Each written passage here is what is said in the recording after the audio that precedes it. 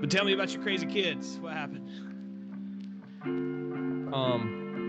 I just you'll understand this soon. That's what I'm asking. But you need to get things done, and your wife will need to get things done, and someone has to look out for the kids some way or another. And so, like, there's a lot of hazards in my backyard, right? Especially for children. Sure. So I'm just trying to like get the house cleaned. I mean, the yard cleaned up because I kind of wanted to mow today, and like that didn't happen. I kept having to yell at them to not run around the pool. You know, the pool that hasn't had a liner in it in 10 plus years. Has a bunch of bullfrogs. Like it's just like a 3-foot drop into well water, basically. You know. And then they want to like run around and play a little bit, which is fine. And then the next thing I know, I'm like running after them because they're on the pier at the pond doing things they shouldn't be doing, running up and down and stuff. Like and whatever. Like, Billy snatched my ring light off the table, broke the mount. Oh, good. So I had to fix that. They're just like, you can't get anything done. Trying to do my notes, and like Billy's beside me. It's on the floor now, but she wanted to help me with my notes, and I'm like, okay. The one way you can like help me is by leaving me alone. Okay. And like trying to say that like nicely, you know. Sure. But you can't say that nicely. So I like give her a pen and a note card, and I'm like, here, just draw something. And she starts writing her letters. And then she's like, I want to write my ABCs. I'm like, well, write them out. And she like gets to E. And she's like, what's after E? And I'm like, well, sing the song. And she's like, I can't do it. Oh, no. And so like every 5 seconds I'm having to sing ABCs. Oh, So yeah. I gotta get this open real quick. Here we go. I'm just gonna leave that open for now. That way I don't have to struggle with it if I want another one. All right. What was that, like candy? Maybe. That's what I'm doing. Yeah. Adult candy. Yeah, mine's adult candy as well. 21 years and up candy. Oh yeah, mine's 18. Is it still 18? I thought it was 21 now. I don't know. I think it is. I think it did get bumped up to 21. I had a kid ask me to buy him a Black and Mild. And when I say kid, I'm pretty sure he was 18. Pretty sure. I mean, if they did increase it to 21, good for them. You know? Yeah. I mean, you know, the saddest part about my tobacco use history is I waited until I was 18. I didn't really smoke a cigarette or anything until after I turned 18. I very clearly remember my first dip. Very clearly remember. Where the pond beside the house is now. It used to be just like a steady decline into a little forest. And really? Yeah. And me and Dad was kind of in that area. And Dad did Skull Straight. And I remember him opening up, and he put one in, and he looked at me and he goes, you want one? And I'm probably like 5, 6, somewhere around in there. And I'm like, yeah. And I remember, just mean. Well, I remember the taste, it being like real sweet and everything. And I remember I didn't get like a full pinch. It was just like two, like I want to say like 2 or 3 little pieces, but it was probably more than that. It was probably like just enough to be able to taste, right? Sure.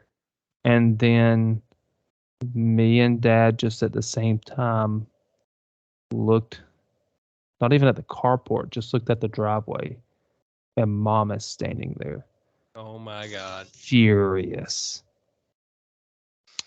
And I remember Dad putting the can of dip in his pocket and walking Oh up to her, no. and I went and ran into the woods. So I mean, you can see it on the other side now, right? Like it was scary enough as a child, but imagine being in your dad's shoes at that point in time. Like, oh yeah, my God. and You know, I so mean, I go ahead. there was a lot of sneaking around because Dad never carried his can in his pocket. He kept Huh. one.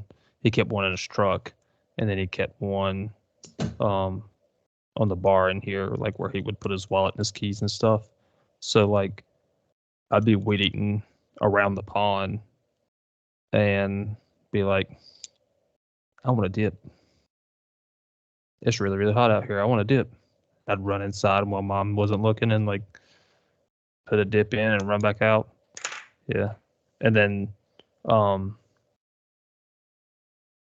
one of my cousins, AJ, is like you couldn't stop him from doing what he wanted to do. So he Sure. just had chewing tobacco all the time. Levi Garrett. You're So kidding. yep. So every time I'd get around him, just put in a chew. Now, Levi Garrett, that's the like tannish, yellowish, almost brownish and white label with the Native American on the front. That's what Lake chewed.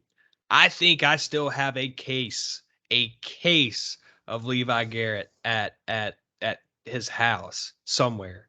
And It's like I would totally chew that if I didn't have the self-control that I need to have.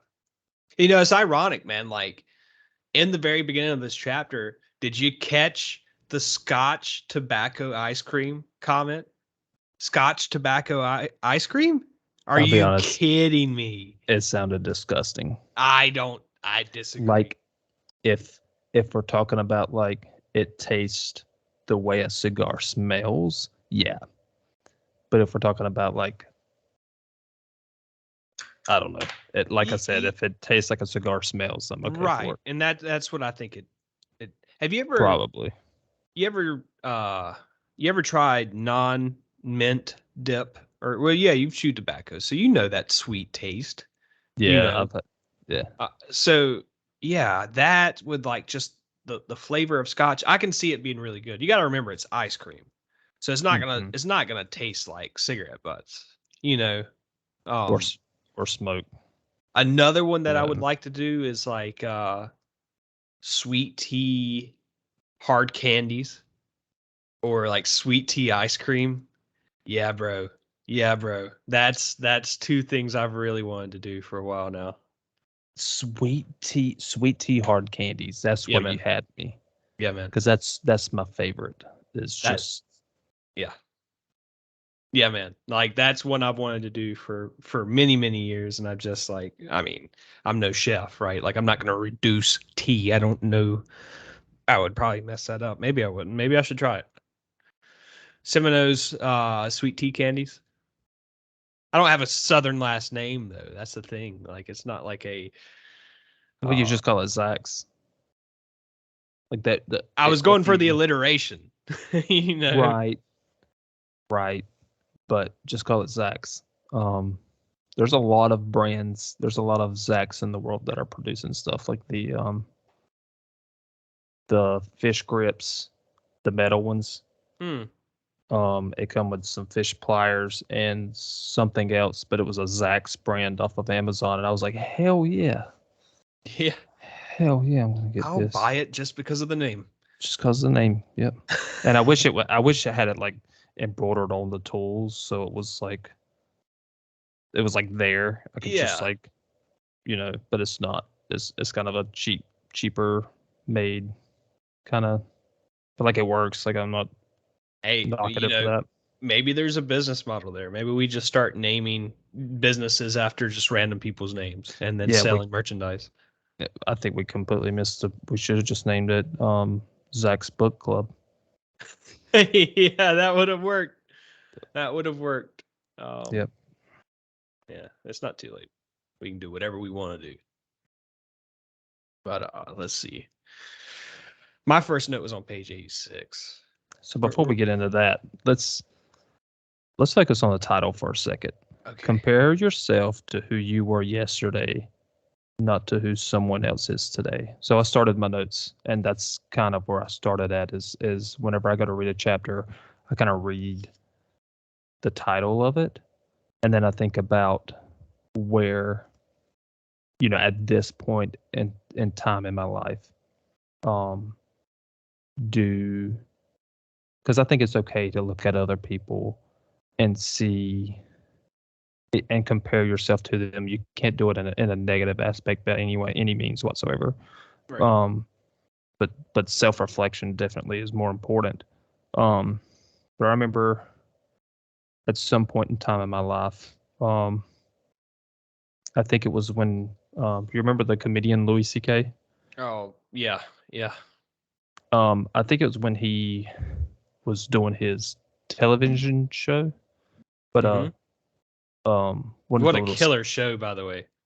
I've never really watched it. I've Oh never really watched a man. whole lot of TV, but there's a scene in it where he's like, and I don't know the context because I just saw like the clip of it on YouTube or something. Um but it's where he's talking to a little girl, I assume it's his daughter in the show or whatever, and they're like eating breakfast or something, and he's like, "No, listen, you never look into someone else's plate to see if they have more than you. You look in their plate to make sure they have enough." Yep. And Yeah, I like remember that scene. for whatever reason, when I watched that, it's honestly stuck with me, and I really feel like that's one of the things that started me, like when I compare myself to others, not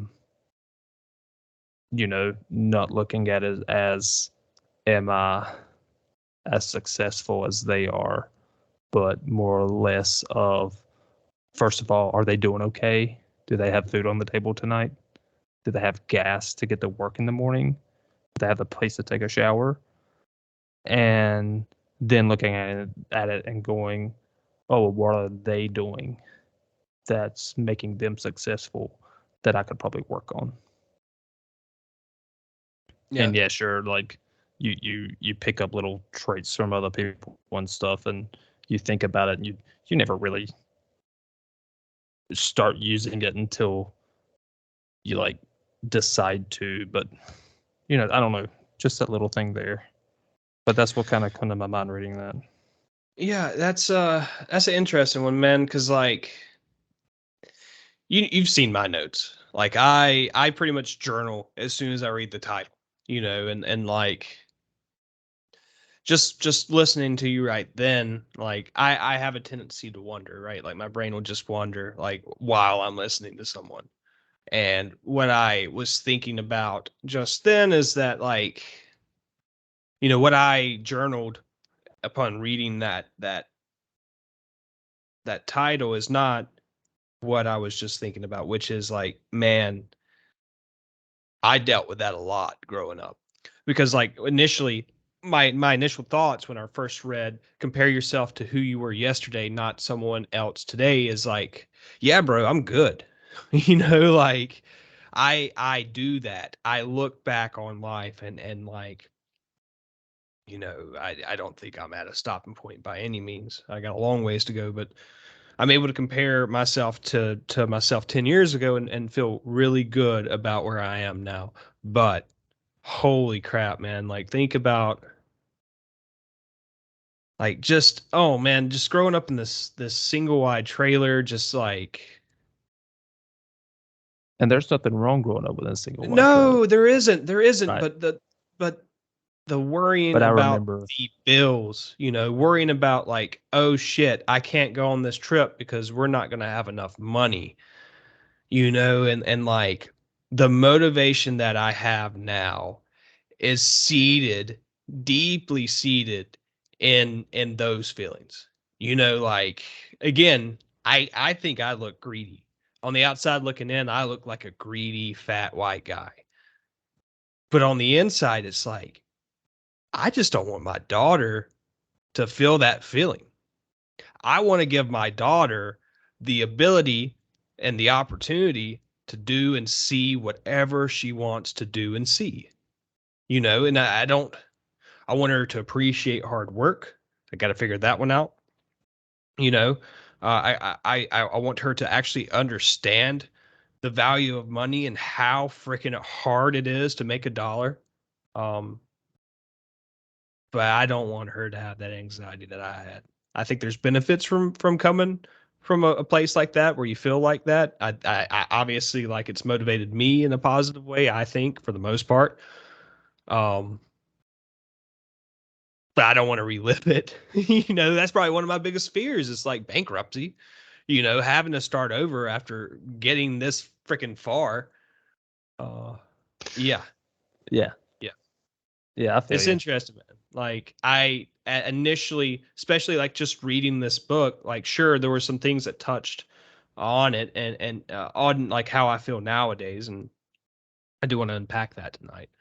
It didn't cross my mind as far as like, holy shit, I literally did struggle with like looking at the people we grew up with, and the money went so much further in Columbus County, right? So these parents might work somewhere else where the pay's better and then come back to Columbus County. So like, even if they weren't like filthy rich, from my perspective, there were a lot of filthy rich people that we came up with, you know. Yeah, I kind of feel like I was gonna get to that. We we never went without, right?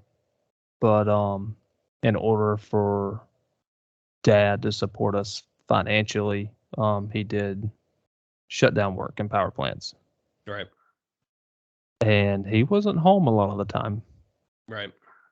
And that was something that I struggled with like picking up overtime and stuff like that. Is I'm already working, 3 days a week.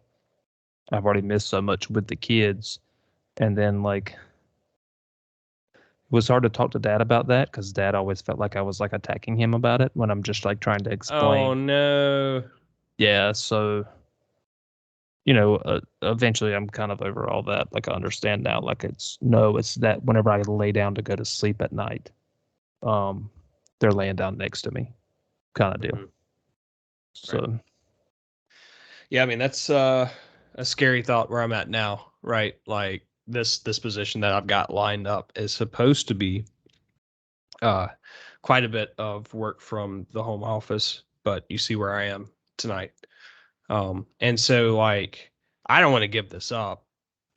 I mean, I want to keep climbing the ladder, and if that next step is 100% work from home, that's great, as long as I don't have to leave the solar industry, um, but there is still this fear in the back of my head of like, crap, I might not have a choice because I'm not.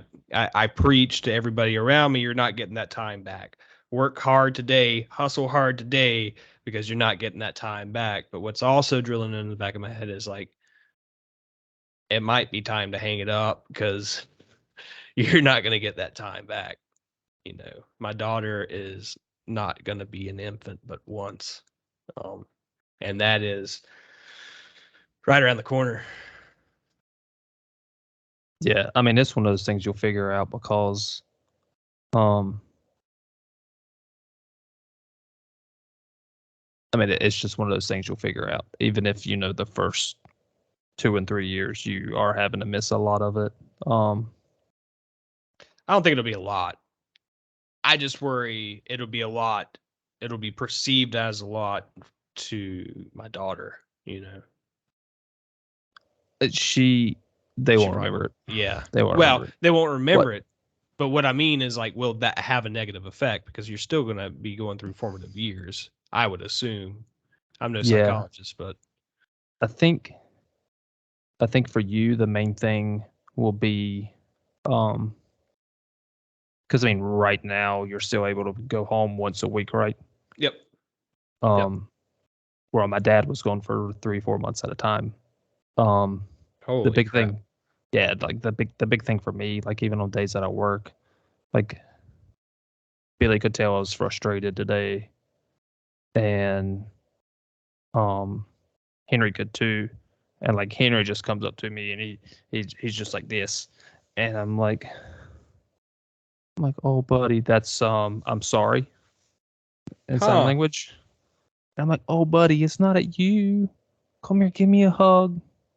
And like I hug him, and he like runs off and goes play with dinosaurs or something. And then Bailey's like, Dad? I'm like, what? She's like, I love you.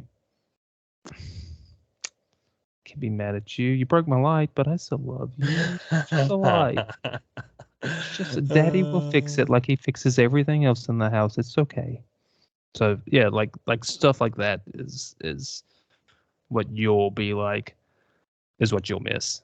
And then like you'll get home for a couple of days and you'll get some of that, and then you'll go back on the road and you won't be homesick, you'll be baby sick. Yeah. Yeah. I Yeah. don't know. Again, like it's supposed to work out fairly well. Like Yeah. we're going at work, we're going through a rough spot right now just because of mainly staffing, which, who isn't, um and I mean, once we get through this one, it should be a lot different story. So a lot more work from home, hopefully. But Right. anyways, enough about Yeah. that. I know your notes kind of started, and I'm not cutting you off. I kind of feel like you were trying to jump into this book, this chapter, right? Yeah, yeah, yeah. Yeah. I mean, I'm rambling about, quite frankly, like I hope people that watch this do take travel jobs like what I have, because we as a country need that. We need people working on infrastructure, and quite frankly, like going on the road has been life changing for me in a very positive way. Um, yeah, I'm not an educated man, you know, as as much as I should be an educated man, by all the different colleges I went to over my lifetime. I'm not, but I'm still, I'm still making a good living, and I do have a good work life balance, and I'm able to afford the life balance side of things for the most part, uh, to a reasonable level, we'll say. So, while I am like speculating, like, oh, I might need to get off the road more, um, it's been a great thing, and I really like, I'm afraid that 100% not travel would get boring, like I appreciate that where I go to work is not always the same place. That is a cool thing. That compounded by the fact that it's always somewhere at least relatively remote. I'm always going to be surrounded by nature, basically. Like this I'm staying in Richmond, Virginia right now. Just outside of Richmond, Virginia, and like I mean, it's got everything I need. It's like Wilmington on steroids, without the beach, but at least they have a river. And yeah, man, I mean, so not that I ever go anywhere after work, but if I wanted to, I could. I've got, Publix right around the corner, so that's nice. But then I go to work and I'm out in the middle of nowhere. I'm driving my truck around in the mud, which is like, one of the funnest things as a kid. It was like, how do I do this and make money? And I figured that part out, bro. That's pretty cool. I drive a really big truck with mud tires, and it's loud, and it's super nice and luxurious, and like it's sweet, man. It's sweet. All that speculation about my daughter, I will figure that out. I don't want to cast a negative light on work travel by any means, because it's been a great experience, you know. But And that's, pay I mean, good. with COVID, I mean, there was travel jobs that was paying $4,000 a week. Sure. Yeah. That's that's double what I make. and I decided not 4,000 to a do week. it. Yeah, 4,000 a week. Yeah, that's more than double than what I'm Yeah, making I was about now. to say, like, holy crap, bro, that's a pretty good chunk of change. And Oh, I decided not to do that route, to stay home with the kids. So like, there's always going to be something, sure, and money's not and maybe everything, but yeah, maybe when the kids become teenagers and my daughter starts going through that phase where she hates me, maybe I'll be like, yeah, let's pick up a travel job. yeah, yeah, Yeah, it's not bad, man. I mean, so I think you change out some of the monotony of going to the same place every day. Um, Basically, what I'm trying to say is like there's positives and negatives with any job. It's a job, right? Like this concept of like do what you love and you'll never work a day in your life is fucking bullshit. Excuse my language. Like, bro, you got to work. You got to put in the work, and not every bit of it's going to be fun. Like some of it's. I mean, I I I am going to start a profits and loss statement sheet here soon. Like tell me with a straight face that you get excited about that. If you're not an accountant or somebody in finance, like not everything's fun with work, right? Like you got to put in the work. It's just a question of like, is it something that you get excited about? Is it something that you enjoy? You know, yeah, you could throw that spreadsheet right in the trash if you get it handed to me. Jesus Christ. hey, I hope we need it. Um, I actually have to create it for one of my businesses that I closed down, getting audited over insurance. So I have to like, oh yeah, it's gonna be a nightmare. Because Yeah, my dumb butt never did any of that running the business. I just kind of all kept it all in my head, and that's because we were just so small I could do that. But now I've got to go to the bank in the morning and kind of like regroup. It's not the end of the world. I'll be all right either way. I'm not trying to spend any more money on a business that doesn't even exist anymore.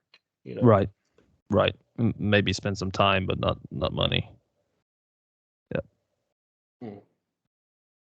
So I think we're probably going to keep seeing this as we go through this book. But did you feel like, at least at the beginning of this chapter, that we've kind of rehashed some of these concepts over and over again? Like 86, page 86, we are not equal in ability or outcome and never will be. Yeah, I feel like he's said that a few times, and like that's not a comfortable statement, man. I that that's a that's that kind of statement is what makes him a controversial public figure because not everybody wants to hear that, right? Like, Right.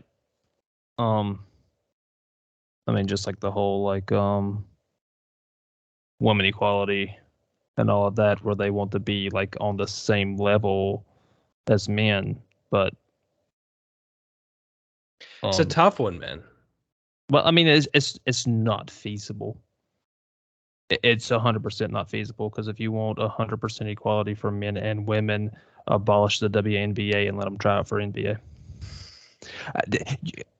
But that, I mean, that's the extremes, yes. But that's what some people are fighting for. I So well, yeah, and I think that's what we have to remember at the end of the day, right? Like, we are going to hear the most extreme arguments when it comes to stuff like this. Do I think that there are men out there that don't want women to succeed? Yes. Do I think there are women out there that have been negatively affected just simply because of their sex and the things they've tried to do in life? Yes. But do I think like that type of oppression is rampant? I haven't seen it. Right. I'm not a woman, I'm a white male, bro. Like I've got it as good as it gets, apparently, and that's okay. I will not argue that. I won't argue it, period. Like I have had it relatively easy. In fact, I was thinking about it earlier today. Like, we're going to get into it in this chapter. Like, in fact, here, let me read it. A very small. Let me read this because it came right after that one little piece on page 87. A very small number of people produce very much of everything. The winners do not take all, but they take most. And the bottom is not a good place to be. People are unhappy there. They get sick there. They remain unknown and unloved. They waste their lives there. They die there. And in consequence, the denigrating voice in the mind of people weaves a devastating tale. Life is a zero-sum game. Worthlessness is the default condition. Like, what I was thinking about, man, is like, I spent a lot of my time in my early 20s dwelling at the bottom, sleeping in my Jeep, or you remember that practice space? Mm-hmm. You, did you know, like, I used to like sleep in there? No, I did not know that. So we got rid of this couch, right? And for whatever reason, my dumbass was like, "Hey, wait, I'm just gonna hold on to the cushions." So I ended up taking the cushions to the practice space. This big warehouse on, well, it's on like Greenfield Street or something like that in Wilmington. People from Wilmington are gonna know exactly where I'm talking about. It was not the best area to be living in, and I would go in this warehouse and like I would sleep on these couch cushions on the floor, and like I would literally have to beat on the drum set at night to like get the rats to leave me alone, to just try to scare them out of that room. But here's the thing, man. That was choice.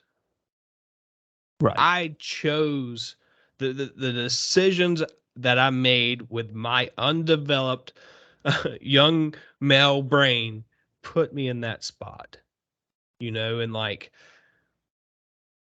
if I can just convince one young person to just stop and think and just like make better decisions for yourself, then like I've succeeded in life. That's a major accomplishment, because like I put myself through a lot of undue suffering because I was just an idiot. I still am, but like more of an idiot back then, you know? Yeah. Yeah, I couldn't imagine that trying to keep rats off of me. Because I read that on your notes and I was like, what? But I think that's as far as I read in the notes. But yeah, that's I mean, you made a decision and stuck with it. I don't know what to say about that. Yeah. Yeah. Well, it was, it was delusion, like I was delusioned by that same thing I was just talking about a minute ago. Do what you love and you'll never work a day in your life, right? So I wanted to run with that, because I didn't want to work a day in my life. I just wanted to do what I love to do, and that was, writing music, playing music. Yeah, That's what I thought. that's what I was gonna ask. Was that was when you're eventually someone's gonna find you and think you're the greatest thing ever? Yeah, Days, yeah, right? Yeah. and how conceited, bro. Like I shared some old music with you that I found this past week, and like it was super cool and super fun to like listen to that. Like I blew my own mind mainly because I couldn't remember that I wrote those songs.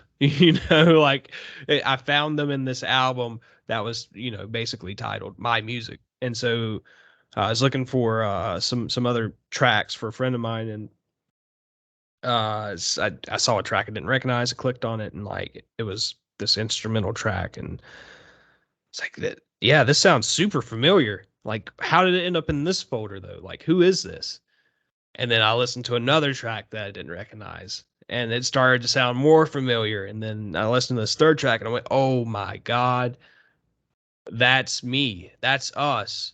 Holy crap. We recorded that in Adam Tambu's bedroom. Holy crap. What did we ever do? Why didn't we do anything with this?" But the real point that I was trying to get at is like, sure, that was fun, right? It was cool to listen to that because it brought back the memories, but it was also kind of devastating to listen to how bad it was. Right. You know? Right. Oh man. That's like that. Yeah. That to go back to the point I was really making is like, I made bad decisions based on bad information, bad advice, you know, and glad I lived through it. Glad I have those memories, you know. I know what it feels like to be at the bottom. You can't get much lower than where I was at. So I appreciate those times, but I also think that some people never get out. And those are the people that I really want to reach out to and help, you know, that want Yeah. the help if they want it, you know. Right. The paragraph before where you started at on 86, I'm gonna read the first part of the paragraph, and then in the middle he just goes into some details and stuff, basically saying the same thing that he was before, and then I'm gonna read the bottom of the paragraph. Inside us dwells a critical internal voice and spirit that knows all this, which is what he was going over, something else. It's predisposed to make its noisy case. It condemns our mediocre effects. It can be very difficult to quell. Worse, critics of its sort are necessary. Um, the end of the paragraph is failure is the price we pay for standards. And because mediocrity has consequences, both real and harsh, standards are necessary. Right. And that's really easy to like overlook and stuff. But in the paragraph, he talks about like just standards, just in general. Car manufacturers have a certain degree of standards that they have to abide by. That's why there's a speed limit, this, that, and the other, because it's I think it's at 55 miles per hour. You have to be able to stop. Your brakes have to work to a degree to be able to stop within a certain Right. distance. And then he talks about buildings that are built that are unable to withstand earthquakes, like stuff like that, like standards of life. And that's kind of what I was thinking about when you're hitting a drum, half asleep, trying to get the rats off of you. Like a standards of living is to be able to live and sleep peacefully in a not rat infested home. That's why places like that get freaking condemned. You Right. know. Um. Which, just to be clear, nobody was supposed to be sleeping in there by Right. any means. Like it Right. was literally just a warehouse, just Yeah. partitioned off into different rooms. Yep. Yep. Yeah. And here's the thing, man. Like this segues that experience kind of segues into the next note that I had from page 87 because I definitely dealt with this a little bit. He says, if the cards are always stacked against you, perhaps the game you are playing is somehow rigged. And here's the part, right? Perhaps by you, unbeknownst to yourself.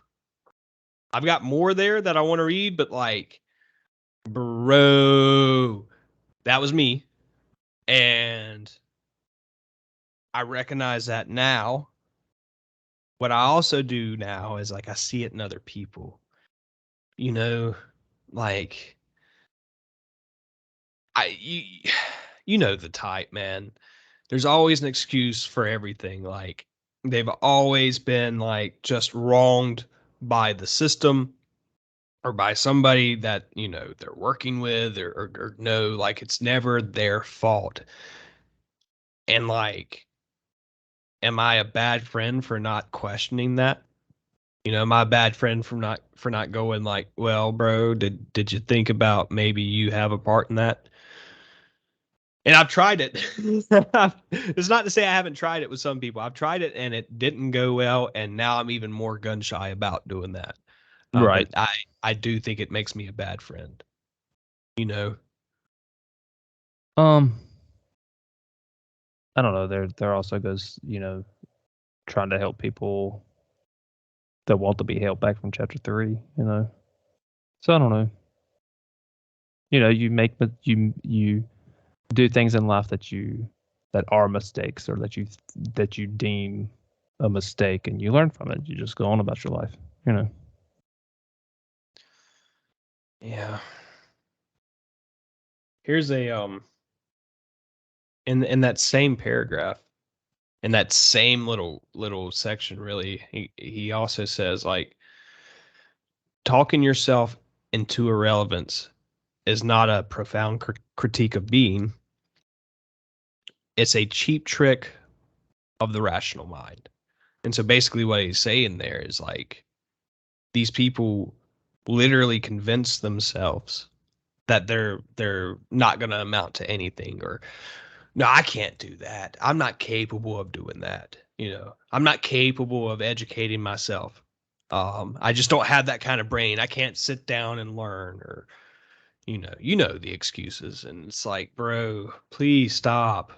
Like, of course you're not. Of course you're not going to do it, because you're as straight out of the gate, you're telling yourself you're not going to. So why would you ever? Just want to shake those people. And well, he gets to that later in the chapter when he's talking about sight, and what you set your sights on is what you aim for, and all this, that, and the other. And when you aim for something, you're blind to everything else around you, including yourself. But yeah, I kind of had that same part underlined, and kind of in the middle, underlined and starred something. He's like, talking about yourself into irrelevance. He says a line that I think goes right along with that. Maybe it's comments, talking about your inner monologue, degrading yourself. Maybe it's comments or chatter, not wisdom. Yep. Yeah, yep. The same section highlighted. Yep. Yeah. And I feel like I definitely did that for a good part of my life, mainly when I was playing World of Warcraft, because that took up hours upon days, upon weeks, upon years of my life.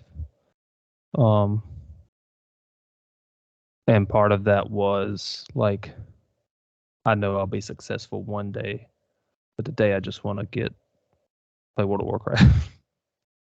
And I know that like sounds cheap or whatever, but like that's literally what it was. I've never looked at myself. Well, I say that. I mean, I've suffered with depression and stuff like that, but I've never looked at myself as being to anything not to do something. I was more of the, and you were too. I mean, we were both in the gifted AIG or whatever it was in middle school, and which is almost a curse. Yeah. I mean, learning how to study when I was in nursing school, right? Ooh, like, yeah, when you started your first college class and you were like, okay, I'm going to focus on this. And it took me failing out of nursing school and having to get back into it to learn, figure out what I had to do, how to study.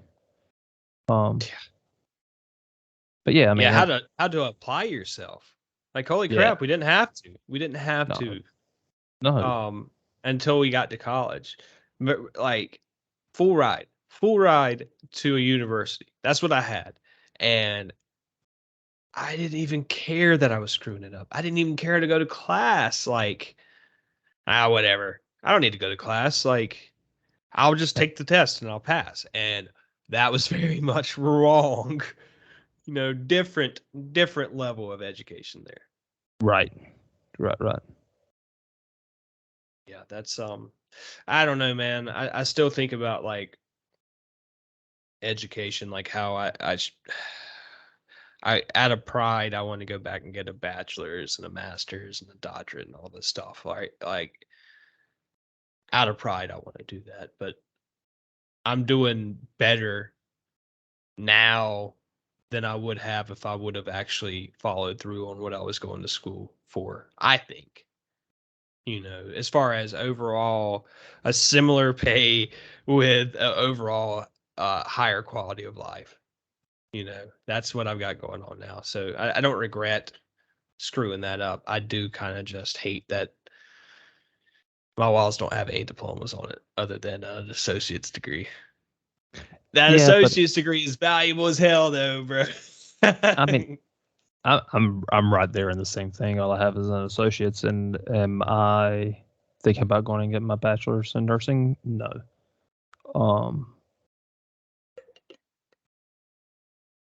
I don't see myself ever going back to school, period. Cause a bachelor's in nursing doesn't really get you anywhere else. Like even at my current job, I think it's just like a 25-cent raise or something like that. Like it's kind of pointless. The main reason why you go get your bachelor's in nursing is to get your master's. And I don't want to teach. I don't want to be an F&P. Um, Mm. and Is yeah, that sure. because of the stress or pressure, the F&P part?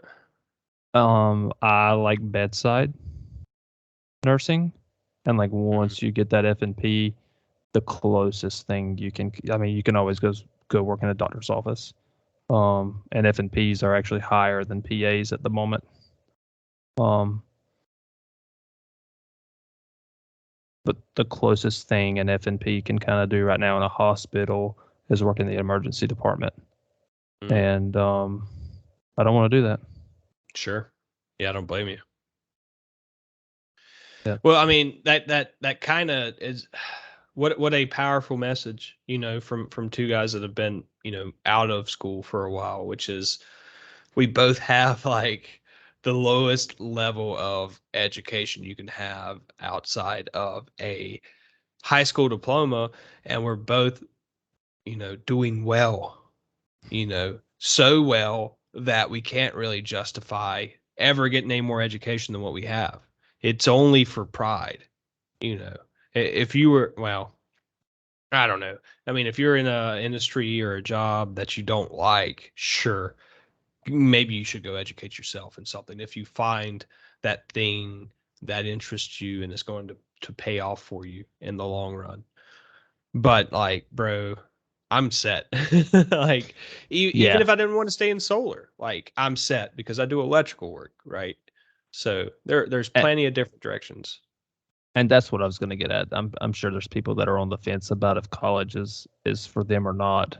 But I mean, there's degrees that the reason why you go to school for these things for just an associate's is so you know the standards, right? Nursing's we have a standard of practice, and that's to keep you and your patients safe. Right. Same thing with electrical. Um, you don't want to go do electrical work and burn someone's house down, Right. right? Right. So there's like even welding. Welding's go to college for it. Um, Yeah. I mean, there's a lot of liability associated with welding, stuff like that. Like, it's one thing when you're, you know, welding a decorative piece, a piece of art or something like that. But like when it comes to like welding a structure or a piece, a life-saving piece on a vehicle, like you got to get it right. no voids. That's the only thing I know about welding is no voids. If it's got to for it to be Right. structural, it can have voids. Yeah, that's the only thing I know. So you remember, a minute ago I was talking about how like I didn't think I really dealt with the issue of comparing myself to other people in a negative way, and then I realized what I did at one point in my life. Peterson's still like on page 88. He had on something else that I do deal with quite a bit. He pretty much called me out verbatim on page 88. It goes dot dot dot. You might object. I should be winning at everything, but winning at everything might only mean that you're not doing anything new or difficult. You might be winning, but you are not growing, and growing might be most important from winning. And what I'm really saying there when I say he called me out is like I would get so angry at myself if I couldn't figure something out. By like the third try of something. If I hadn't nailed it by that third attempt, I'm just utterly disgusted with myself. Like it's quite bad because I have this expectation that indicates, right, that I have this expectation of I'm perfect. Like I should be perfect at everything. It's not a healthy view to have about yourself. And I realize that. I recognize that. I still deal with it. You know? Yeah. I mean that's I'm 100% right there with you.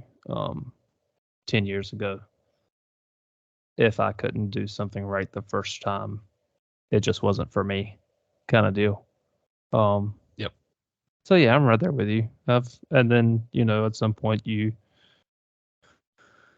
it sounds bad, but it's not. You lower your standards for yourself, in that particular aspect of your life. Um, like for me, what I always think about is just building something out of wood. I don't really want to call it anything more than that.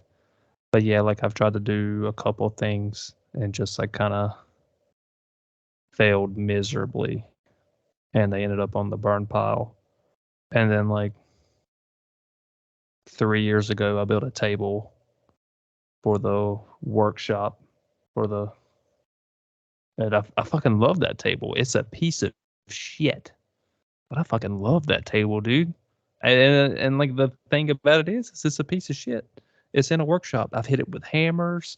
I've drilled holes through it, but like, yeah, because I finally did something, and I'm like, yeah, man, that this is it. Like I have no fear anymore. I know what my limits are, and my limits are, you know,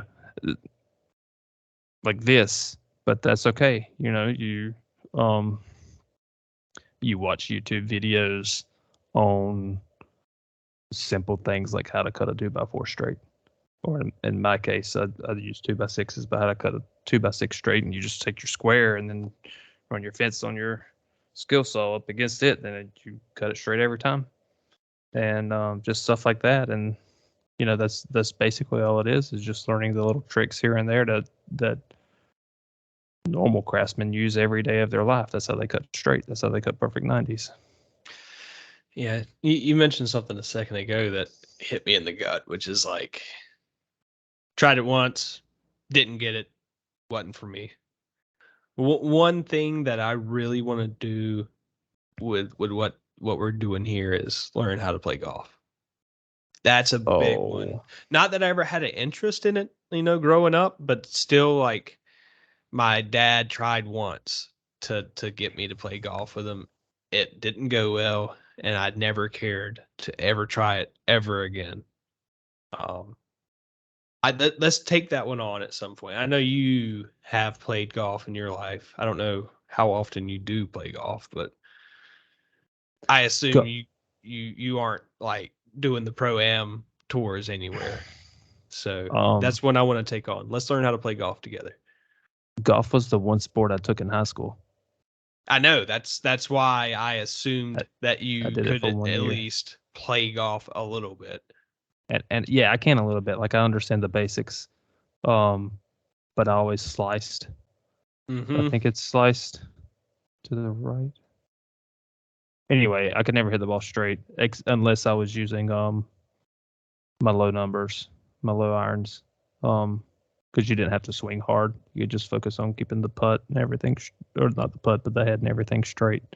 I was pretty good at my short game, but my long game sucked always. But yeah, I'm right there with you. Let's do that. Let's go. Let's go to a driving range sometime. We got to figure out. We need to figure out a good book to start with. To Yeah, I mean, I think that one's going to be an important one where it's like, okay, step one is go to a professional. My brother-in-law suggested this. My brother-in-law plays a lot of golf, and so he suggested this, and I'm going to run with it, which is like, don't do anything. Don't watch any YouTube videos. Don't read any magazine articles, anything like that. Go see a trainer first for your initial training, and then before you learn all those bad habits, he can help you get the base layer, and then you can start your self education after that. So maybe that's what we do. I maybe we both like sign up for a lesson or something sometime over the summer, right? Or a number of lessons. We'll Yeah. pick out our book, and then maybe by the end of summer. Oh yeah, especially when like fall starts rolling around and it's cooling down. Let's set a goal by day one of fall, we are ready to hit one of the local courses around here. Okay, I could do that. All right. All right. Well, we can't let that one slip. We recorded it, so it's No. Cause Dad being who he is, he just has connections everywhere. Someone just come in one day and just gave him like 2 to 3 5-gallon bucketfuls of golf balls. So I'll just take them and we'll just hit them off the pier into the lake until we get it straight. No, we can't do that because Okay. that's littering. But we can go to one of my No, fields. they or wash back something. up on the shore. Oh, do they? Yeah, because my neighbor used to do it, and I would help him pick up his golf balls. Okay. All right. Like I'll not buy all of that. them come, but you know. Sure. And that is Yeah. one that I looked into already is biodegradable golf balls because you haven't seen my backyard, but my backyard has a flat little platform that already looks like the tee, you know, Oh yeah. and it faces the water. So I've already got my driving range. But I was half joking about we can't hit them into the water because of litter, but I really am going to buy biodegradable golf balls to knock out there in the water at my house. That will be a thing. I'm also thinking about installing a little putting green. And I don't even play golf yet, and I'm already like trying to figure all these little things out that I want to do. Oh, I remember I had a putting green, but it was basically Dad dropped the mowing deck on the lawnmower as low as he could Uh-huh. and mowed a spot, and I would go out there and hit the putter. Yeah. And he just like burn all the grass. Wasn't it just dirt? Like what kind of grass did you have out there? I mean, it's centipede. No, he didn't drop it to the dirt. You know, he just Okay. mowed it like really close. Gotcha. And I don't know what it is about centipede, but you can't kill that crap unless you. You should put it in some I know heavy shade. You put it in some heavy shade, it won't do so hot. I know that from experience, unfortunately. I have a bad habit of just letting stuff lay in the yard for too long. Sure. Like the blow up swimming pool from summer last year Oh my laid God, Zach. Come on, in the man. yard, and I finally threw it away like 2 months ago. So it was there from like October till February. I feel like there's got to be a chapter in this book that says something about keeping your house in order. There has to be. Yeah, there has to be. Well, it's one of those things to where the wife didn't want to throw it away because she was like, "No, I spent money on that," and I'm like, how much money are we talking about here? Because if you spent more than $100 on this, I might be filing the papers for divorce. She's like, no, not $100. I'm like, okay, then just buy a new one next year because I'm not cleaning it. So it's kind of one of those deals. Yeah. Yeah, I hear you. Well, still, next year, just tell her that you're going to buy a new one the next season. I'm trying to just get her to buy one of the plastic ones with the, so like I'll clean that. I don't care. But the blow up ones suck to clean. I wouldn't even know, man. So back to page 88. I had a pretty good note here that, I kind of want to call some of our friends out on. Let me see here. So here's what he said. Okay. And basically what I'm going to do is I'm going to call out the gaming community. Okay. Because on page 88, he goes, it's also unlikely that you are playing only one game. You have a career and friends and family members and personal projects and artistic endeavors and athletic pursuits. You might consider judging your success across all those games you play. Like, bro, we say it was the game of his life, or the game of life. Like that's a game, right? But it's a game for a reason, you know? Uh and if like these ultra competitive people that do so well at playing games would just take a step back and go, wait, you mean I've been training the whole time for what's out there? Like, how much better off would we be as a society if that same kind of drive and motivation was applied outside? Yeah, you I just want to make sure you understand this. You know he means games as a metaphor. Absolutely. Okay, Absolutely. just making sure. Yeah. Yeah. No. I'm just like saying like how easy of a jump to make. Like that. Right, That's the yeah. thoughts that I had at that point. It's like everything's a game, bro. Everything's a game. Yeah, And everything's a game. one of the biggest I'll industries we have is gaming. So like, holy shit, bro. Like, turn it back I'll around. I'll relate it back to actual video games. I had a friend on World of Warcraft who, because um they have an auction market, right? So um he taught me how to make money on World of Warcraft, and I've reconnected with him in the last like 2 years, and he's kind of a stockbroker now. And I asked him about it, and he was like, "Yeah, it's straight up because of how good I got on World of Warcraft, being able to figure out the market there." Um, so as you got, I don't want to get too into it quickly as possible. Um, the way the market kind of worked, and I'm just going to go over one section. I'm going to go over gems because that's the thing he was really really good at. As you could pick different professions, right? And you can only have two. So as a miner who would go out and get ores, you would get a random gem from time to time, and there was different colors and stuff like that. But basically, certain pieces of equipment had slots for gems. Um, and so that's what I was doing. Was one of my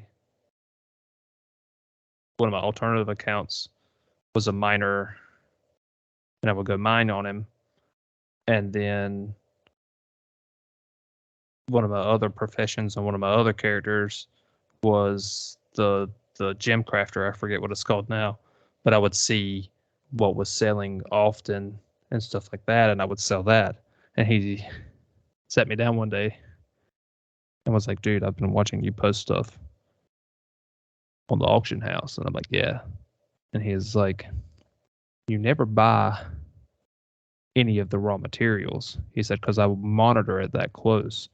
You mine on yours, don't you?" And I'm like, "Yeah." He said, "You realize that you can learn the prices of your red gems, and when they get below like 8 gold a piece, buy all the ones that are below 8 gold, then convert them into the stuff that's selling the highest at that point in time.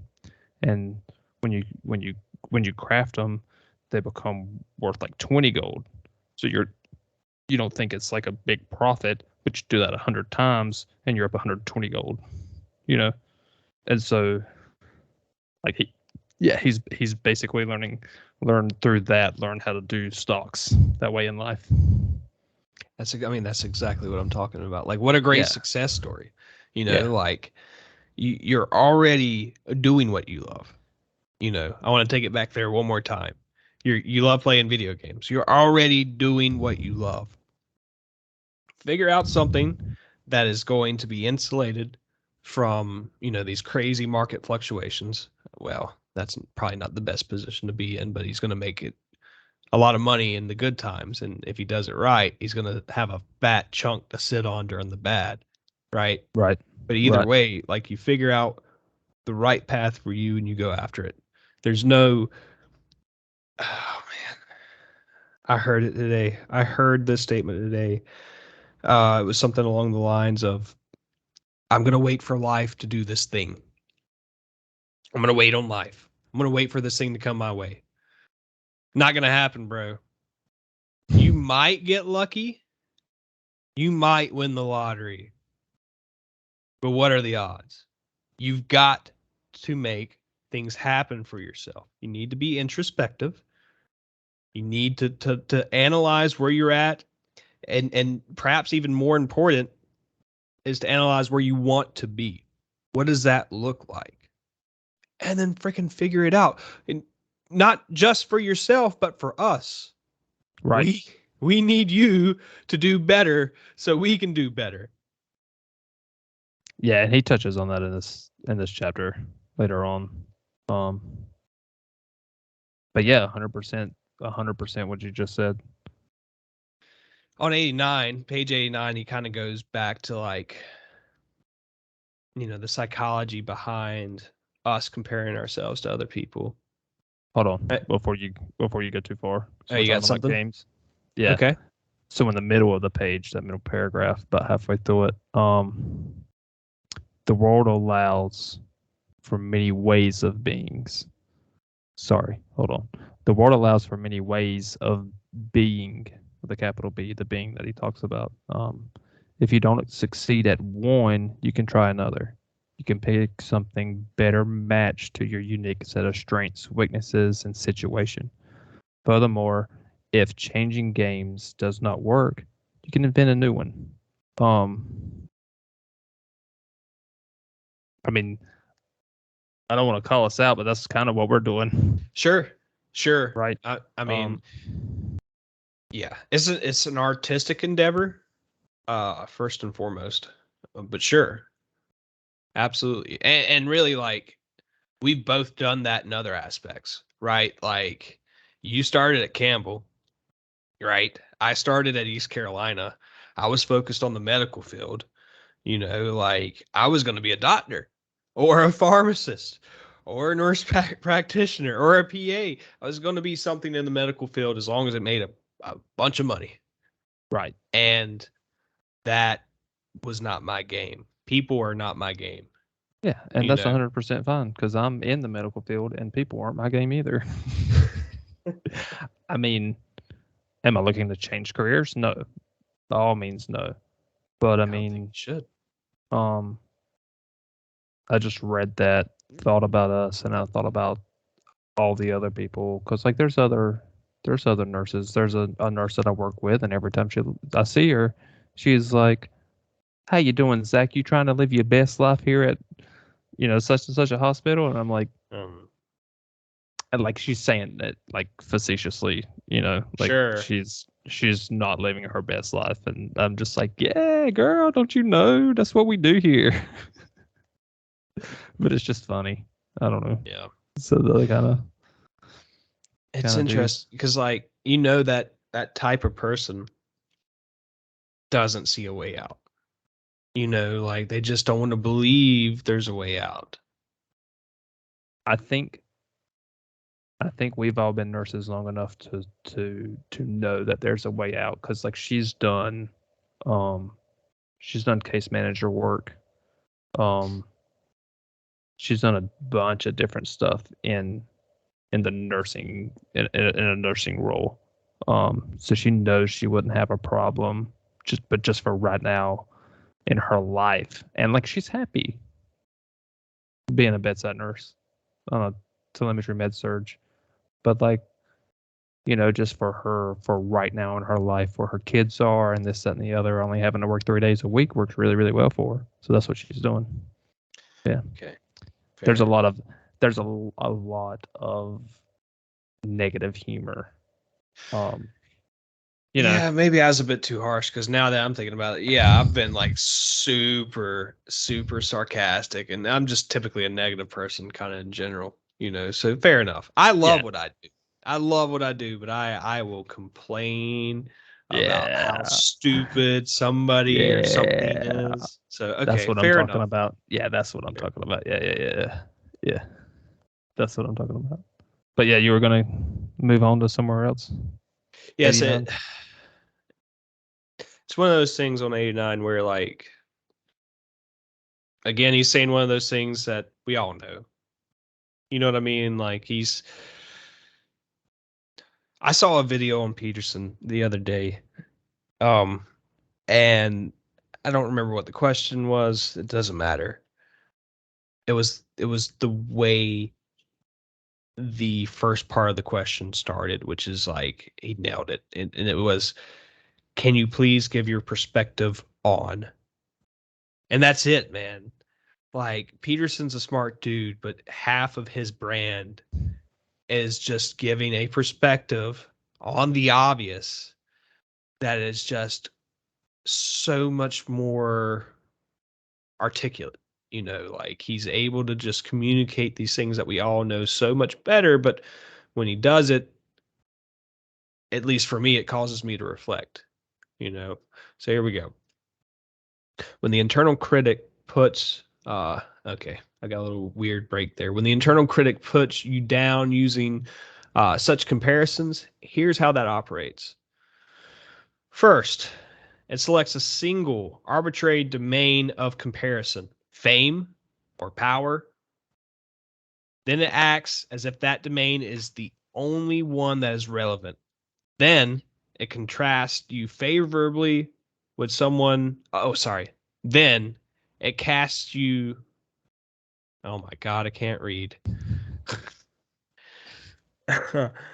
Oh man. Then it contrasts you unfavorably with someone truly stellar within that domain. You know how funny it is that a dude is trying to start a book club that literally can't read? Yeah. Do you want me to read that sentence for you and show you how it's done? No, I'm playing. Yeah, go ahead. Go ahead. All right. All right, I'm gonna start over. How about that? I'm gonna speed it up just a little bit so I can actually get through this thing. Okay. When the internal critic puts you down using such comparisons, here's how it operates. First, it selects a single arbitrary domain of comparison, fame, maybe, or power. Then it acts as if that domain is the only one relevant. Then it contrasts you unfavorably with someone truly stellar within that domain. It can take that final step even further using the unbridgeable gap between you and its target of comparison as evidence for the fundamental injustice of life. Boom.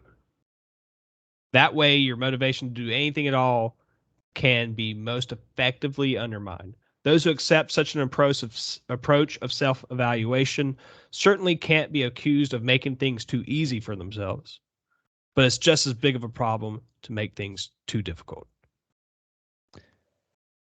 Right. So I That's feel a like, huge paragraph. yeah, it's a huge, and it's a big one too. I don't feel like I fell into a lot of this though. I feel like for me, um,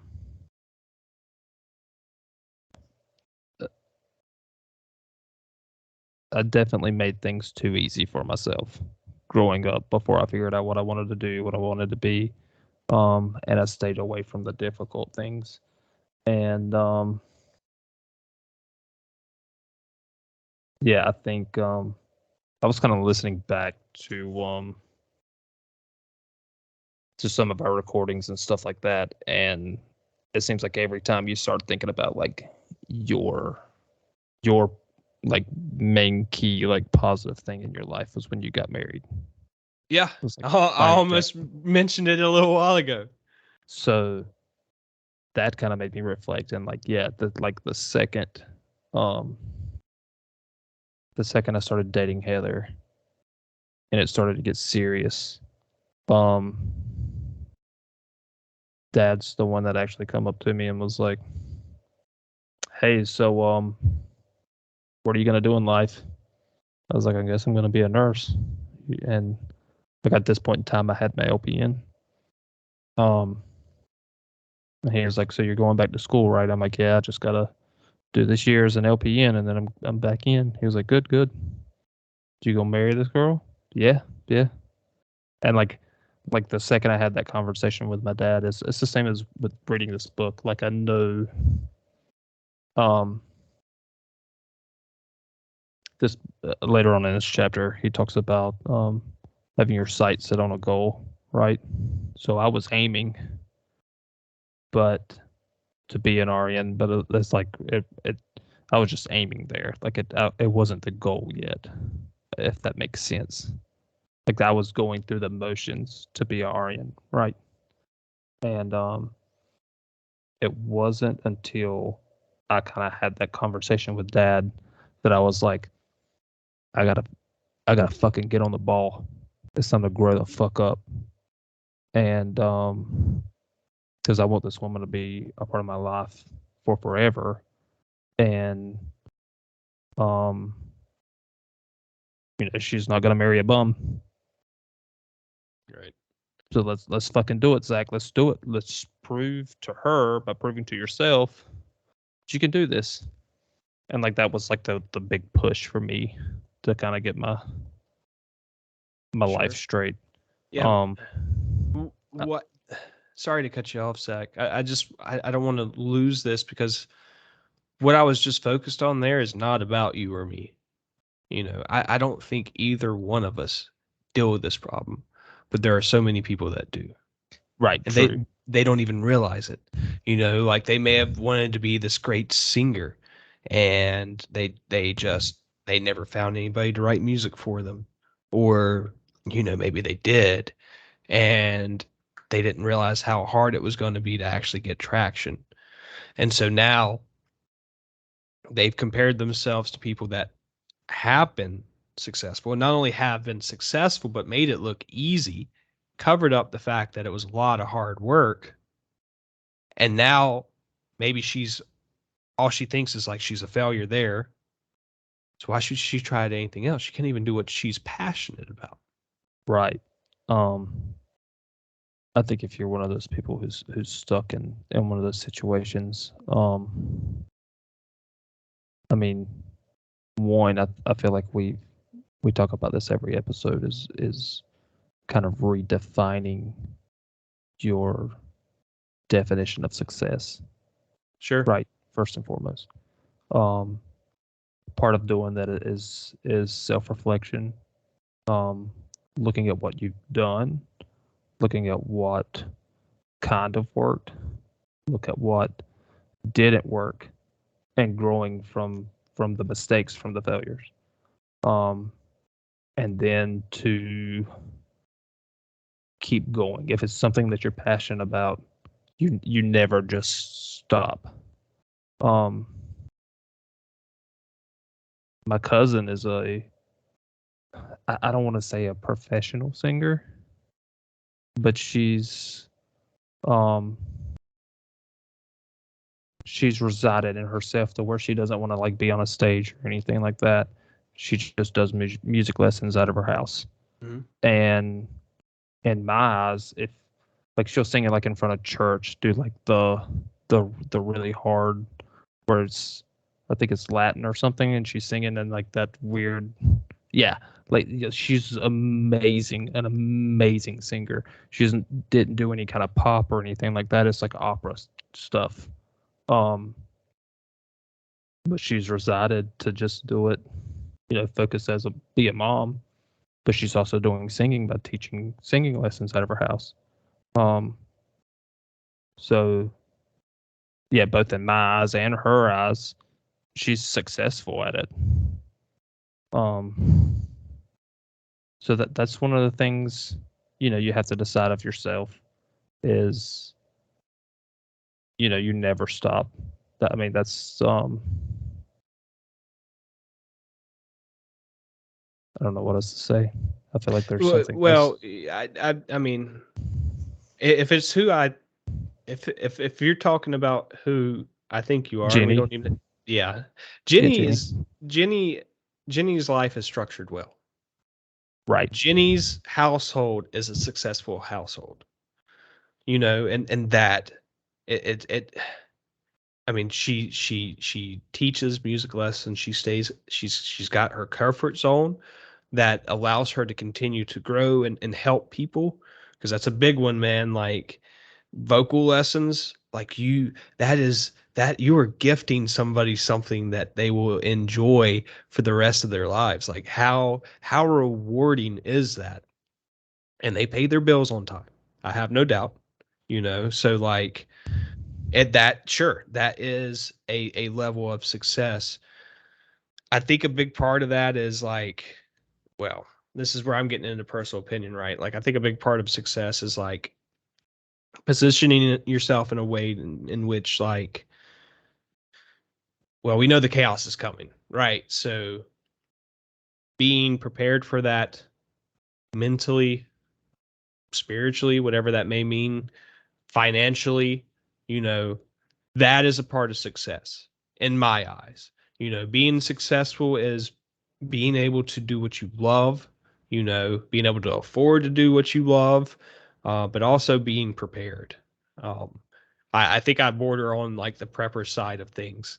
Like I'm not a fanatic by any means, but like being prepared for things is a big part of like what I view as a successful life.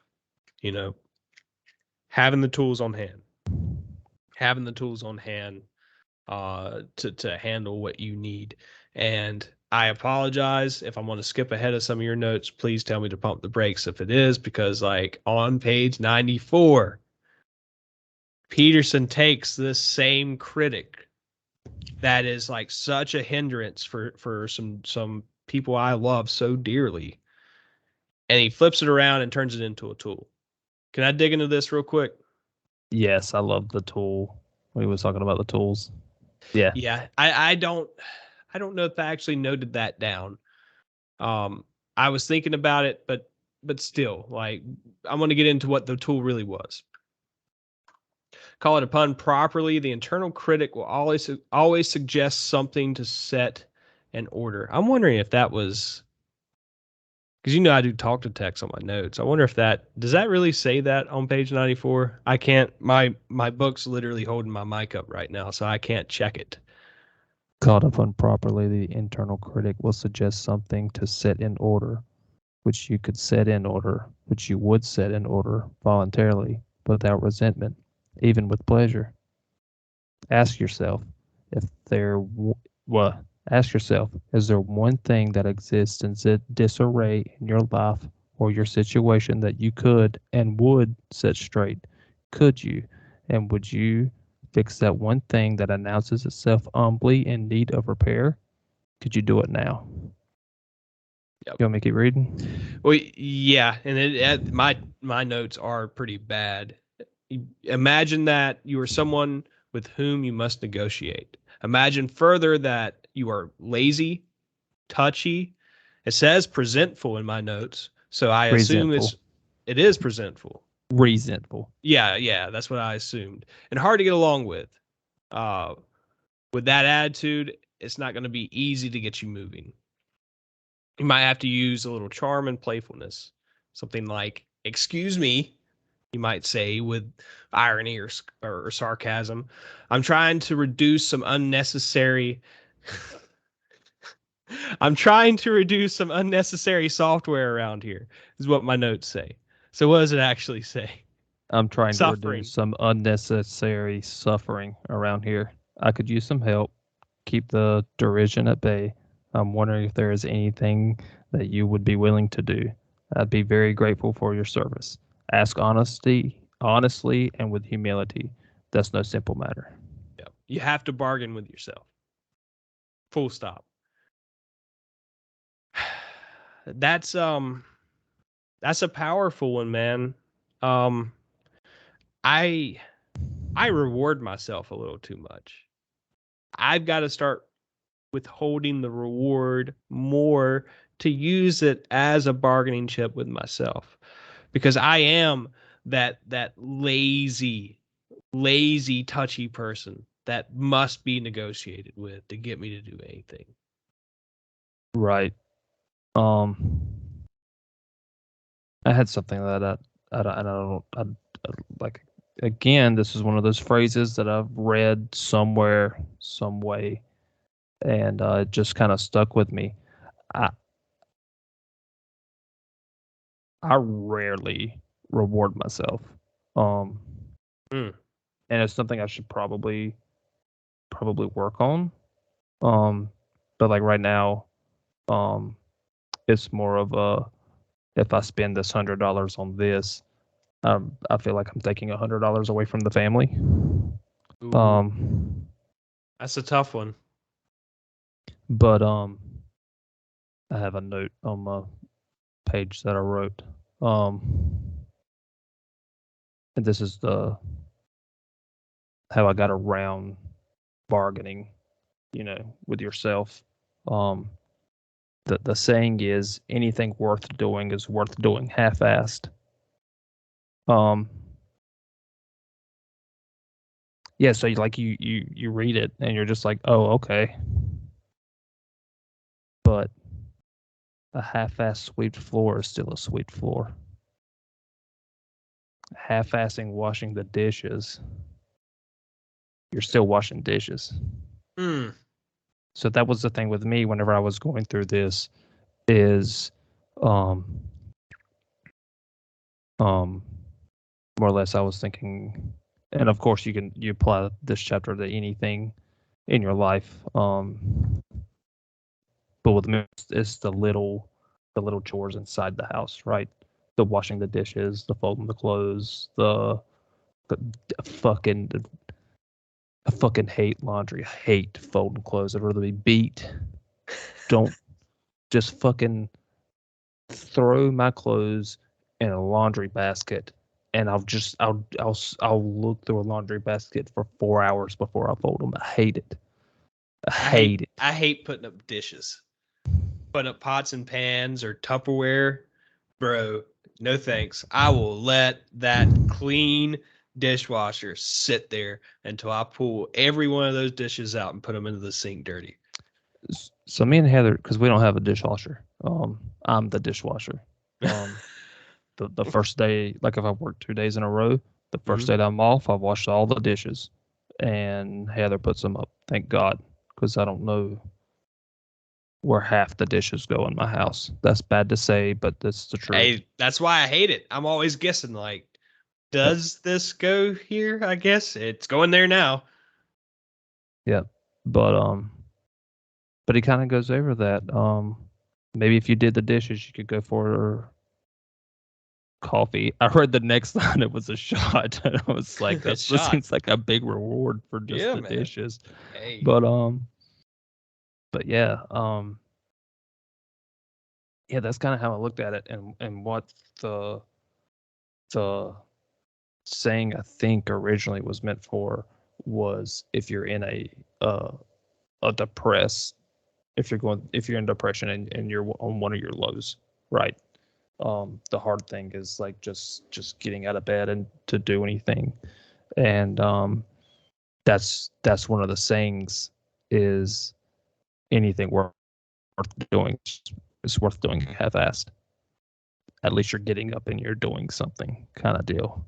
So yeah, for a lot of things, I half-ass it because it honestly doesn't make a difference if you sweep the floor and you get every little, for us it's dog hair.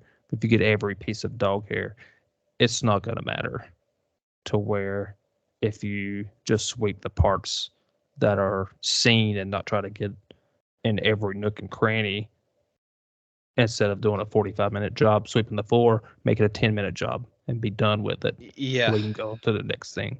So that's where I was. That's how I always. Yeah, I hear that and I identify with that. I do the same thing. I will add though, like you can't let that go on forever though. Right. Y- Um there is a deep clean coming. With that type of because I mean I know I do that. right. And then there's the whole thing getting back to what he's talking about, like bargaining and rewarding yourself. Um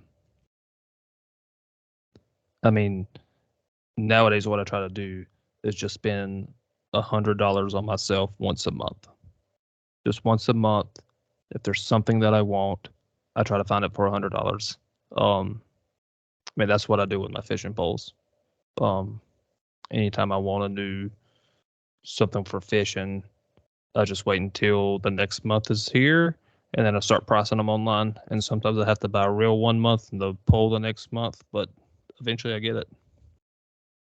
And so yeah, That's a way better way to do it than the way I do it. I don't I won't buy anything that I want for a long period of time and then like it's something big 6 times in a row. And then I go, oh wait, oh man, I need to stop because that's whoa, that that's a lot of money. yeah. Um, Um, but yes, and instead of instead of 6 big purchases, maybe you can just buy 6 cup of coffee after you Wash the dishes. after you put the dishes up from your dishwasher. Yeah. I Yeah, do yeah, put the yeah. dishes up. I just guess, or I half-ass it. And the Yeah. pot's the worst, man. Oh my God, the pot cabinet is just terrible when I'm done with it. Pots just thrown everywhere. Like there's no order. Just get them out of my face. I don't want to see these. I'll deal with them whenever I gotta actually cook something again. What I What? do is I put the things up that I know where they go, and then the things I don't know where they go, I just let my wife do it. Oh man, Like that's me half-assing putting the clean dishes up after I've washed them. Yep. I can't Like do that. the forks, the spoons, and the knives are like the easy things to put up, but they're also Sure. like suck because you Y- can't pick up all the spoons and they're not perfectly aligned. You have to align them all. Yep. Yep. Yeah. That's I can't do that though. I can't leave dishes in the sink. Once it starts, it has to be finished, whether or not they end up in the right spot. They cannot be left out in the open. I have started something that cannot be stopped. Can't be stopped. I got you. Right. Um, I want to keep jumping, man. Page 99. Really quick You before we jump. okay? Um yeah, the original thought that you 89 um when we were talking about the internal critic kind of puts you down um using comparisons and stuff like that. He does go into depth here and tells us exactly how it operates. That's his word, is operates. First, it selects a single arbitrary domain of comparison.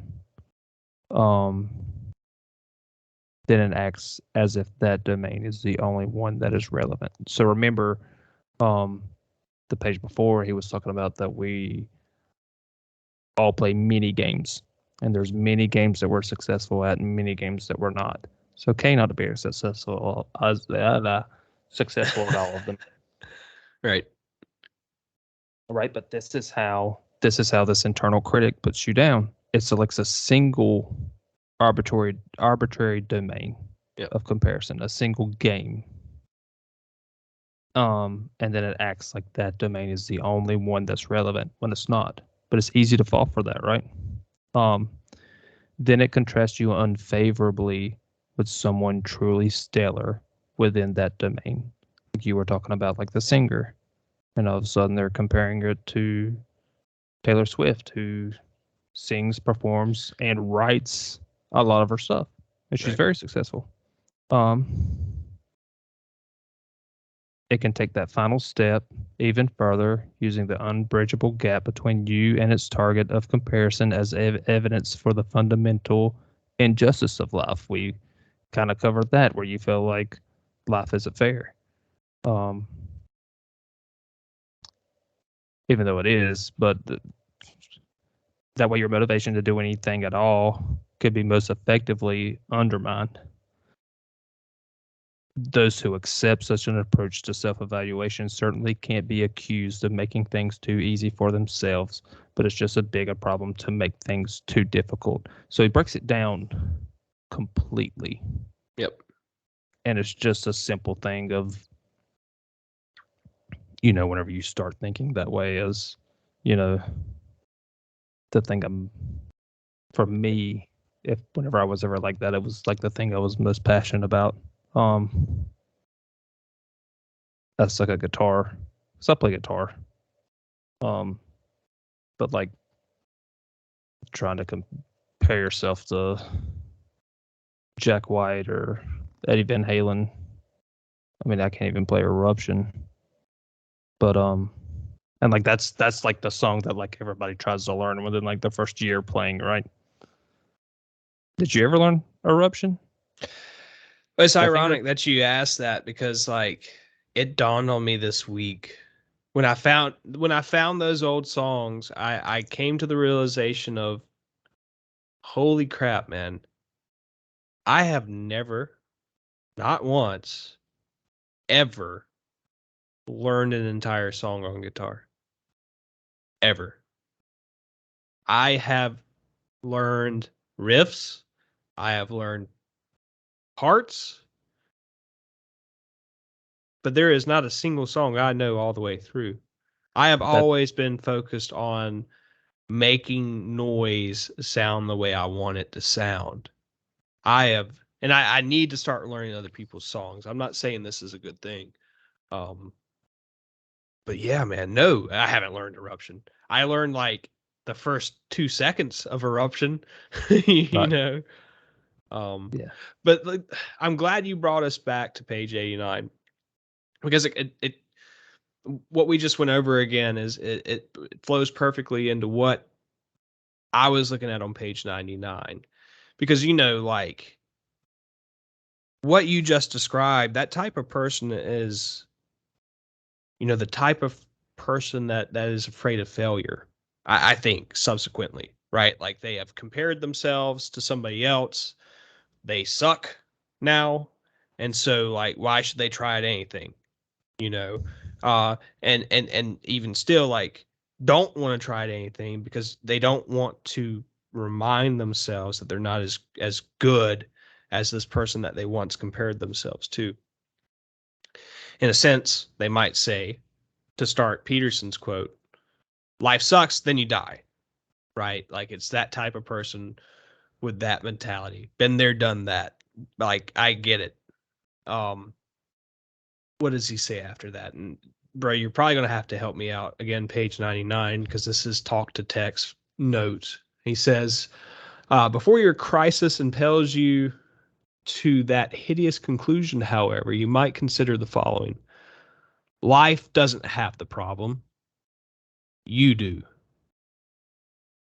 At least that realization leaves you with some options. If your life is not going well, perhaps it's the current knowledge that is insufficient, not life itself. Perhaps your value structure needs some serious retooling. Perhaps what you want is blinding you from what else could be. Perhaps you are holding on to your desires in the present so tightly that you cannot see anything else, even what you truly need. Like, again, easy, simple stuff, but I just feel like so many people that I love and care about need to hear this, need to read this, man. Yeah. I mean, you see so many people who just 100% thinks that life is unfair and that they should just win at everything. Um, and we're skipping a lot because this is kind of going on. Um, this is just going to be a long episode, Yeah. and that's okay. Yep. And I'm gonna flip a couple pages back and kind of catch us up to this because he kind of goes through a lot of it. Yeah, I think I skipped over a lot of valuable information there, but that's the thing with this chapter. Like we talked about it before we sat down tonight. You Oh, were highlighting every other word. yeah, this is a if we wanted to cover 100% everything, it would be 6 hours long. Um, so just to like quickly kind of catch us up, um, page 90. Um, before you can articulate your own standards of value, you must see yourself as a stranger, and then you must get to know yourself. Um, that me getting to know myself was staring at myself in a mirror. Literally. Um, yeah, literally. If you can't stand to be in your own presence for a certain length of time, do you think other people are going to be able to? Ooh. So like, um, so yeah, it was just sitting there and just kind of talking to yourself. That sounds crazy, but I mean, if you I'm sure we all have that internal monologue where like Yeah. we have fights with people and like we're winning and stuff, but like in Oh yeah. all actuality, that doesn't happen in real life. Oh my So like, God, the shower fights. yeah. So just getting to know yourself. Um, That's a and big one. then right. That was Um, sorry, but I think you're kind of gliding over that one a little bit too much, glossing over that one a little too much. Like I didn't know myself for such a long time, man. I didn't like it's quite remarkable how much self-reflection it really takes, man. You've got to be willing to question yourself, you know, to figure out who you really are. But you were trying to go somewhere. I just like I wanted to like that's an important statement, man. Like that needs to be underlined. yeah, and um, trying to do it quickly but thoroughly. Later in the paragraph and everything, he kind of talks about um how just finding yourself. Well, I'll just read it. Um,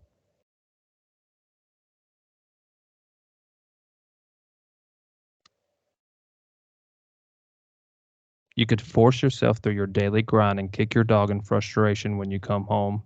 You could watch the precious days tick by, or you could learn how to entice yourself into sustainable, productive activity.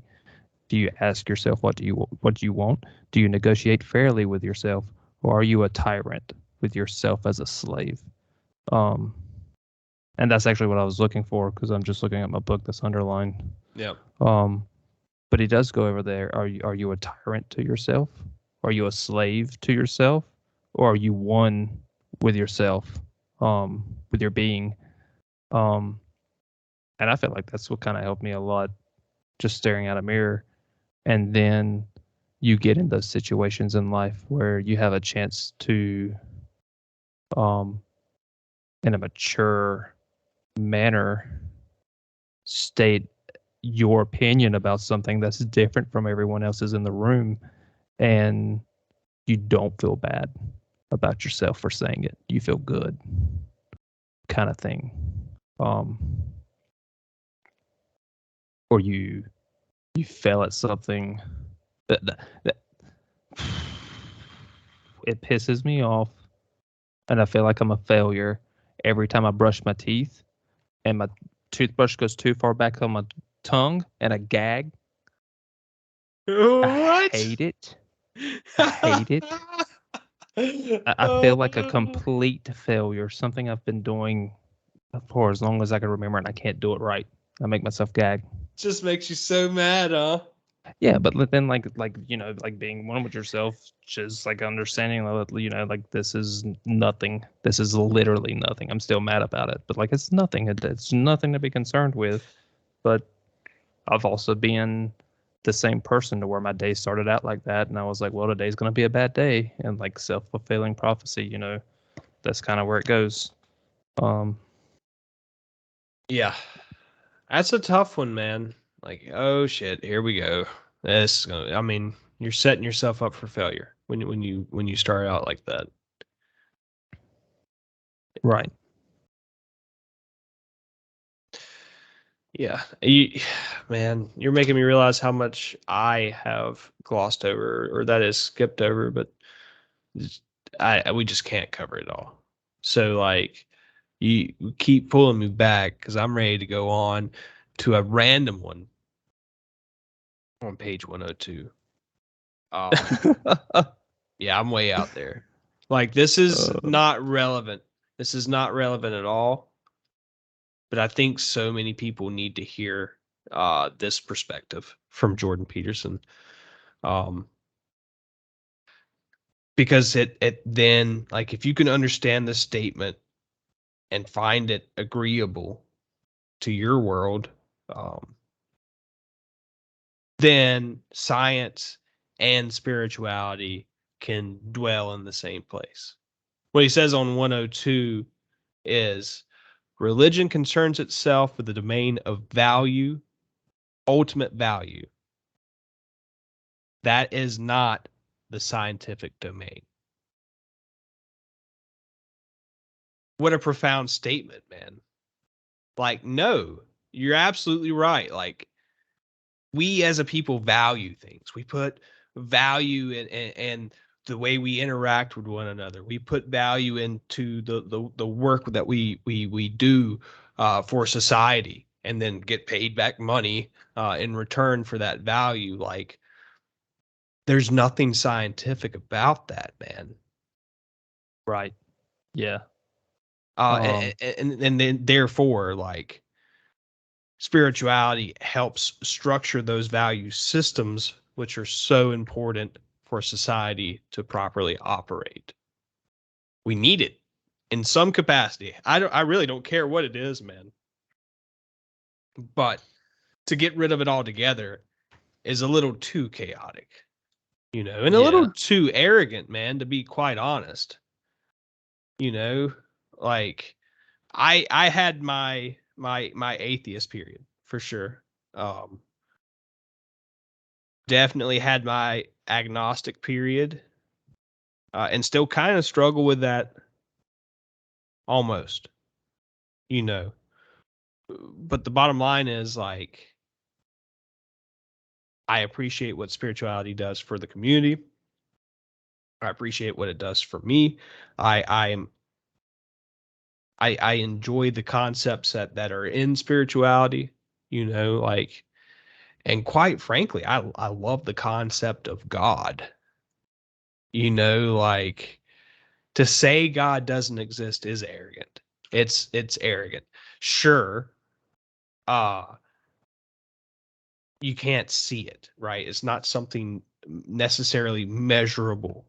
You can claim that was God, or God did this, but it's never something that you can measure, and then point to, Right. and actually say, "Yep, see, here it is. Here's 2 ounces of God right there." But on the flip side of things, bro, I've never went and saw a glacier melting, but I think that's happening.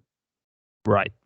You know, I I Right. I think that the Earth has constantly gone through climate change, and we're going through it now. I believe that. I haven't been there to see it. It's not any hotter now to me than it was when I was growing up. Not to the extent that I can actually, like, perceive that change, but I believe that. you know and so therefore, like, well, why would I be arrogant about these other concepts? Like, I'm not gonna lie, bro, I've said some prayers and some things have happened, and I can't argue that that's not just coincidence, but I don't want to believe that it is. you know Um, if we're gonna be talking about or we can stay off the why, subject no. altogether. I'll go there. I don't care. I'm gonna put the book down to do it. Um, but there's a thing, um, when you're in a church and you've never felt anything like this before, but the second you feel it, it's the call of God calling you. I've felt that. Sorry to cut you off, but I've also felt that in, like, inappropriate places for that to be felt. Like, very secular, like, concerts felt the exact same feeling. So I hear you. I know the feeling that you're talking about. I'm pretty sure, but I've felt it some places where there wasn't a whole lot of spirituality to be had. Well, Well, maybe it was spiritual, different type of that's what I spiritual. was gonna say. It's a different type of spirituality. It is still beauty in God, right? Like, you can perceive it as, this is God interpretate. And oh my God, well, there goes a word I can't say. Please say it for me, man. I'm never gonna be able to say I don't it. even know because I closed my book. I don't even know what page we're on. No, I'm just saying that it's not in the book. It's not in the book. God, what are you trying to say? Interpreted. I'm trying to say interpreted. Yeah, you're saying it right. We'll just go with that. I said God interpreted. Interpreted. Interpreted. Turpentine God. Oh man, I'm an idiot. No, I've had so they say it fades when you get older. But as an adult I've seen angels. Not the human with wings clad in armor or in robes or anything like that. I've seen go look it up. Go look up how angels look biblically, because it's like a crazy fucking looking thing. Anyway, I've seen glimpses of them defending me from something, many things that I felt was evil. I don't want to get into it. Okay. Much more than that tonight, maybe another night. But yeah, that when you get into like that point with your spirituality where you're like, he kind of gets into it in this chapter, talking about kind of the Old Testament God versus New Testament God. And the Old Testament God, if you didn't do what he was calling you to do, if you were running away from him, there was a price to be paid. And I was really close to paying that price, and was ready to do it in the aspect of spiritual and otherworldly things. And he decided to spare me to show me that he's still in control, kind of deal. Mm-hmm. And Yeah. yeah, and I like that's the thing is no one has those experiences, right? So it's hard for me to use my testimony to try to prove God. Like, I'm not trying to do that. I'm just saying that, like, from my point of view, yeah, there is one. And Jordan Peterson gets into the atheist. He's page 103. Does that mean that what we see is dependent on our religious beliefs? Yes. And what we don't see as well. You might object, but I'm an atheist. No, you're not. And if you want to understand this, you could read Dostoevsky's Crime and Punishment, perhaps the greatest novel ever written, in which the main character decides to take his atheism with true seriousness, commits what he has rationalized as a benevolent murder, and pays the price. You're simply not an atheist in your actions, and it is your actions that most accurately reflect your deepest beliefs. Yep. I actually that's exactly where I was wanting to go with that. I've got a little bit just above it. Religion is instead about proper behavior, and I'm jumping around a little bit on this one in my notes. Yeah. I was gonna go over that. Striving to be a good person. So let me because I stitched this one together, right? Religion is instead about proper behavior, striving to be a good person. It may be the case that to him, good means nothing but obedient, even blindly obedient. Hence the classical liberal Western Enlightenment objection to religious belief. Obedience is not enough, but it's at least a start, and we have forgotten this. You cannot aim yourself at anything if you are completely undisciplined and untutored. That's the big part. You cannot aim yourself at anything if you are completely undisciplined and untutored.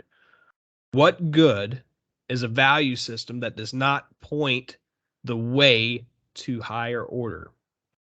And what good can you possibly be if you cannot or do not internalize that structure or accept that order? Not as a final destination necessarily, but as a starting point. Without that, you're nothing but an adult 2-year-old without the charm or the potential. I love that, man. I know so many adult 2-year-olds, and like, oh, I just want to hug them and tell them you gotta do better.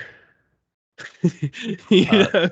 I I would like to have that sentiment, but sadly, over 50% of the people that come to the hospital are adult 2-year-olds who refuse to take care of themselves, who refuse to take your damn pills.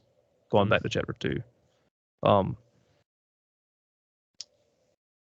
But yeah, I love it. It's interesting, man, because like what you were reading there, like, I mean that it ties right into the type of people that I'm thinking of right now, because these adult 2-year-olds that I'm thinking of are also like pretty outspoken atheists. They think that spirituality is laughable, or at least certain religions like Christianity are laughable, right? Right.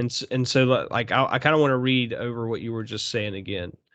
Uh, I think this is the part that you're reading. Does that mean what we see is dependent on our religious beliefs? Yes, and what we don't see as well. You might object, but I'm an atheist. No, you're not. No, you're not. You're simply not an atheist in your actions, and it's your actions that most accurately reflect your deepest beliefs. Those that are implicit, embedded in your being, underneath your conscious apprehensions and articulable attitudes and surface level knowledge. You can only find what you actually believe, or rather, what you think you believe, by watching how you act. You simply do not know what you believe before that. You are too complex to understand yourself. Big time thoughts, right? Like about spirituality. And I'm not necessarily one to debate, whether or not somebody's an atheist. You know, if you tell me that you're an atheist, I'm gonna be like, all right, cool, Yeah, and moving on. 100%. Yeah, Moving on. I don't care. that's something you Oh, got to figure out for yourself. okay. So you want Muhammad to be your spiritual guide? That's cool to me, bro. I don't care. Moving on. But same with Christianity. Like, I support it. I love it. But if you don't like it, bro, I don't care to hear about it. Moving on. And further still, like, granted, some of the atheists I know are great people, fantastic people. Love them more than some of the closest people in my life are atheists, and they are great people. But there's so many others that are just kind of missing out on so much just because, like, they don't like certain things about it. And it's the same things I don't like about organized religion, but that's not all that it is, you know. Right. Um, 100%. I really, I think the word Christianity is a tough one, man, because like there's those people are just automatically turned off as soon as they hear it. Right.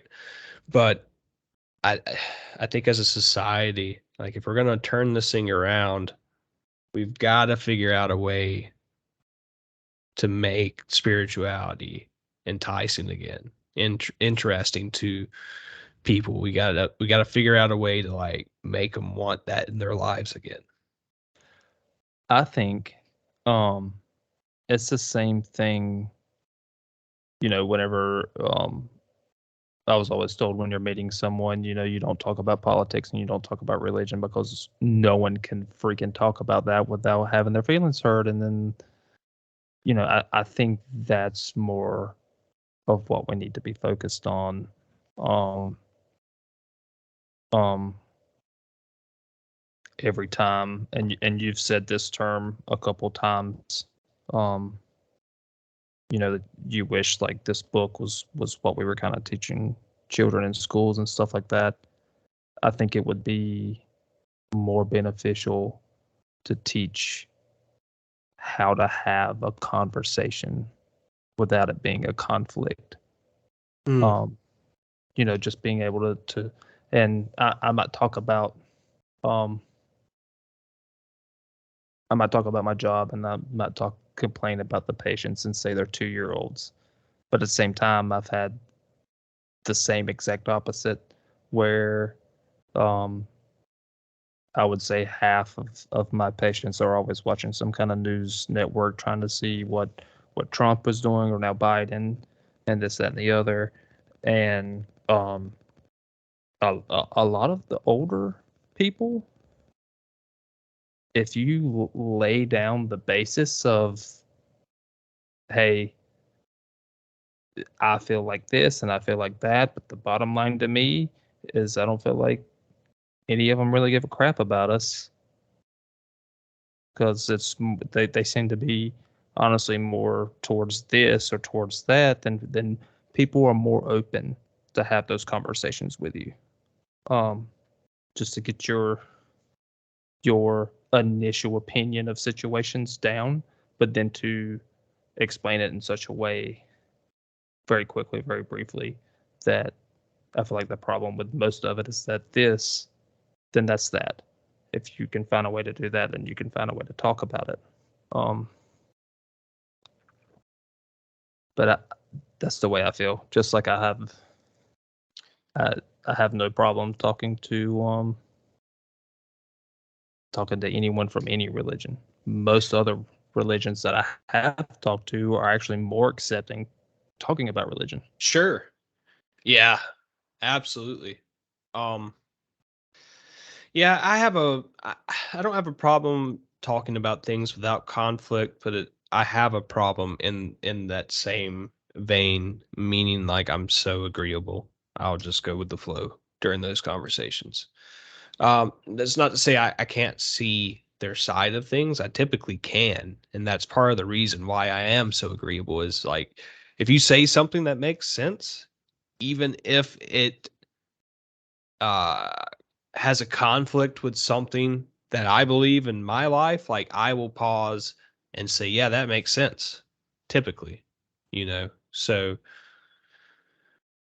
I you're touching on a big concept there. One that we as a country really need to kind of figure out because it's not trending in the right direction, right? Like we are becoming it. Oh my God, man. Jacqueline and I went to the state capitol like a week ago. Um, and we were supposed to do some uh, shopping for the baby, and neither one of us wanted to do it, right? Like, last thing either one of us want to do is go shopping. So we kind of copped out last second. And instead of going to shop, we just kind of made a date out of it, right? And so what we decided to do was go to the museums. Neither one of us had been to the Natural Science Museum or the North Carolina History Museum in, 15, 20 years probably. Definitely something to do when the baby's born and like 2 or 3 years old. Yeah, yeah, for sure. Um, but the most interesting thing, man, was like we got there kind of early, and there wasn't a whole lot of people there. We went in, we had a good time. We come back out, and like the mall is like packed with people, and like there's people with PA systems and like megaphones, and like it doesn't make a whole lot of sense, man. You've got like these militants and their full camo. And I think, yeah, I think there might have been some Confederate flags there, and then you've got like people in, the rainbow outfit, and then you've got like,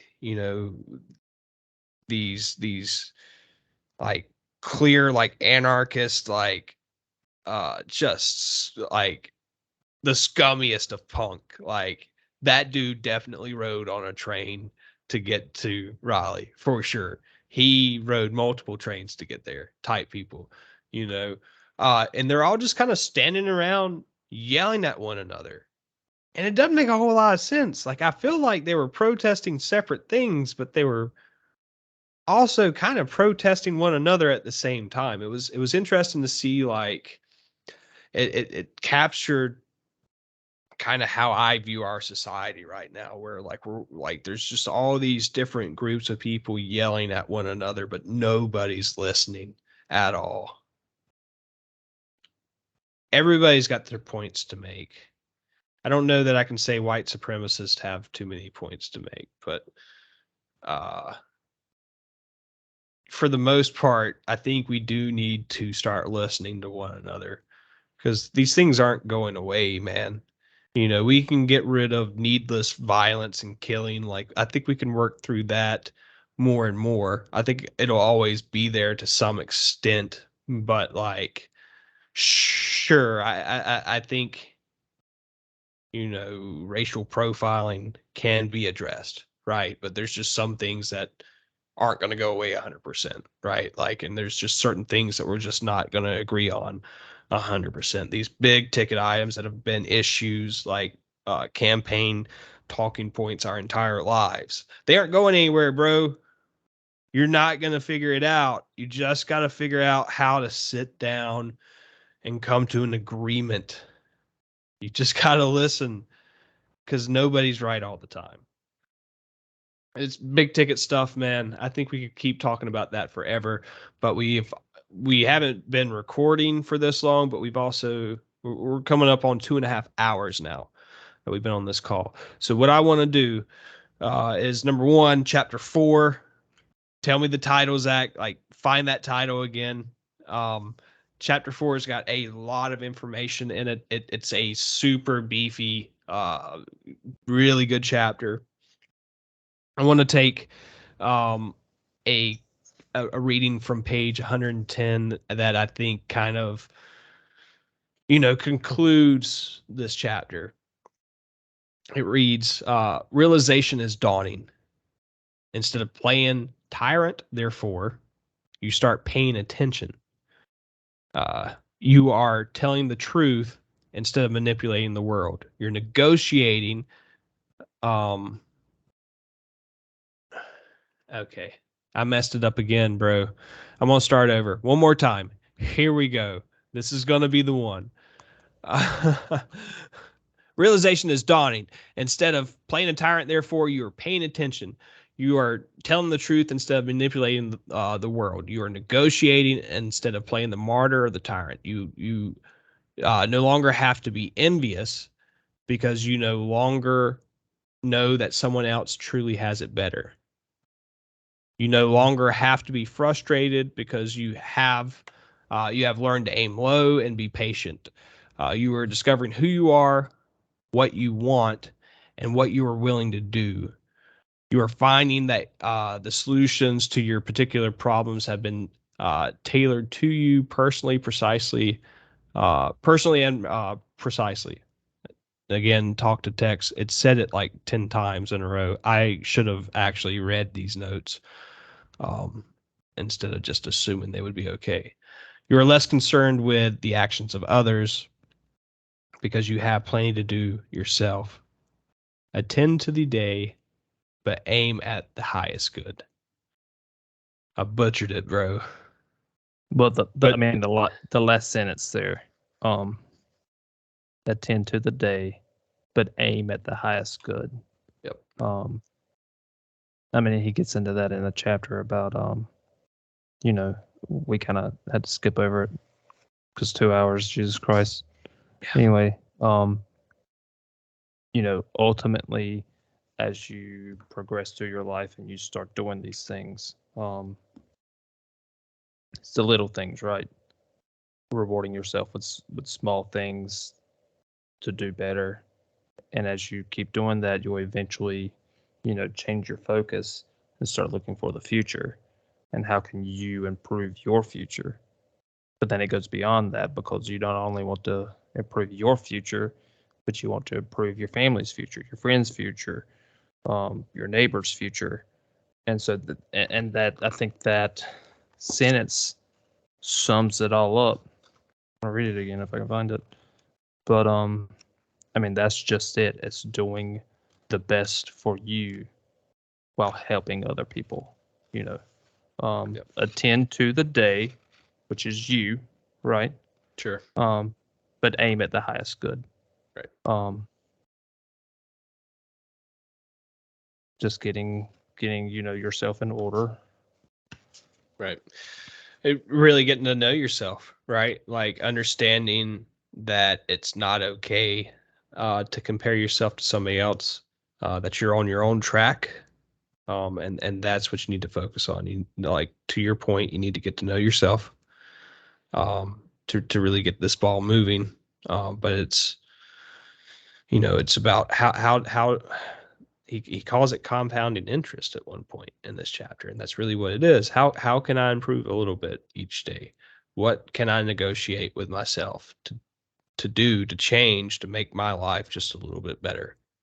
And if you do that all the time, and then you look back 3 years, 5 years, 10 years later, like if you constantly do that, if you constantly look for something that you can make just a little bit better, in 10 years time, man, you're living a totally different life. And that's the thing, man. That's what drives me crazy. Like, let's get out there. Let's do this, man.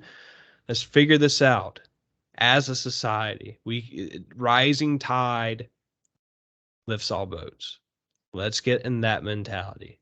Doesn't matter what I'm doing. Doesn't matter what you're doing. Uh, to somebody else, they've got to focus on that next step, that level up. You know. Right. Yeah. I can't wait, man. I want to see it. I think we can do it. I think we can do it. It's going to be a small thing, right? But I think people would be willing to listen, you know. I mean, if they don't, this is at the end of a 2-hour video. That by all means, if y'all don't want to listen to us, don't. But at the same Hey, I time, mean, come on, you made at it the 2 hours in. no, listen, because I mean, if you don't want to listen to us, don't listen to us, but still find something to do in your life to make your life better. Sure, absolutely. Because that's not for us. Well, It's not the for it's us. not It's not. just something, right? It's Yeah. somethings. Like, just Yeah. keep growing, keep growing. Because Yeah, eventually, I had this as a note, and I think it's pretty important. Eventually, what it ends up being is, the small reward, the cup of coffee, the hour you're going to spend watching mind-numbing TV. That's your motivation for doing something positive that day. Eventually, that motivation to get the reward, after a while, it doesn't become about the motivation of doing the reward. It becomes about getting your chores done because that's the right thing to do. right. At that point, it's discipline. I feel like that's something a lot of people don't have anymore. Yeah. Is discipline. Discipline, motivation is fleeting. There's times where I don't want to watch TV today, so I'm not going to do the dishes, and you do something else mind numbing. But Sure. discipline stays with you. Yeah, that's what I've been trying to work on, man. And like, yeah, you made me think of my grandfather-in-law. My grandfather-in-law, I think, is 94 now. He still lives by himself, man. Like, he for the most part takes care of himself, like, independently. Lives in an apartment, not even in like a community somewhere.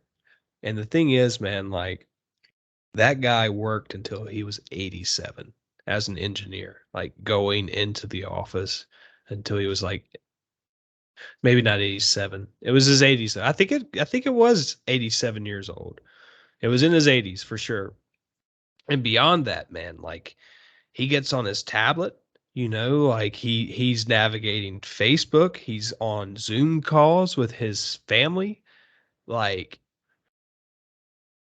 this guy just keeps learning something new all the time. And he didn't even like have the best diet or anything. Like as I understand it, he had a huge Big Mac period in his life. you know, um, it goes to say like, or I think it stands as proof that mental health, mental stimulation is just as important, if not more, than your physical. And that mental goes from mental health to from your emotional side of things to continuously educating yourself. And I think spirituality falls right in the middle there. You know, um, yeah, man. We got to wrap this up. I do want to revisit something from last week. You asked me last week, shoot, have you been standing up straight? And ever since then, bro, like I have just been catching myself slumping and standing up straight. Like, thank you so much for doing that because I needed that. I had started to slip. It's been a while since we've been into chapter 1, right? Yeah. Yeah. So I think it would be good to like, this is why we're doing this, right? Like, this is why we're doing this together. If we're actually going to get the benefits out of this book, because it is a heady book, we've got to keep revisiting these concepts. So thank you for reminding me of that. Let's take a look at these other chapters and see how we're going to keep reminding ourselves of the things that we've been over so we can really, try to absorb these teachings, man, because I think it's going to benefit us quite a bit. Yeah. So, chapter 2 was. Did you want to do it now, or you want to wait till the next Hey, I mean, you can take a stab at it if you want to, man. one? Treat yourself like someone you are responsible for helping. Yeah, I think you did. I don't know if you've been going to the gym or not. I went once. Yeah, that was impressive. We talked about that last week, and then all of a sudden the next day I get a text or I receive an image on Discord, something I can't remember where it came through, but it was the gym, and that was impressive, bro. I was proud of you. Like, once is not gonna cut it, but it's a start, man. And Yes. that's the person that you need to be taking care of. That's exactly the type of things we have to be doing. Yeah.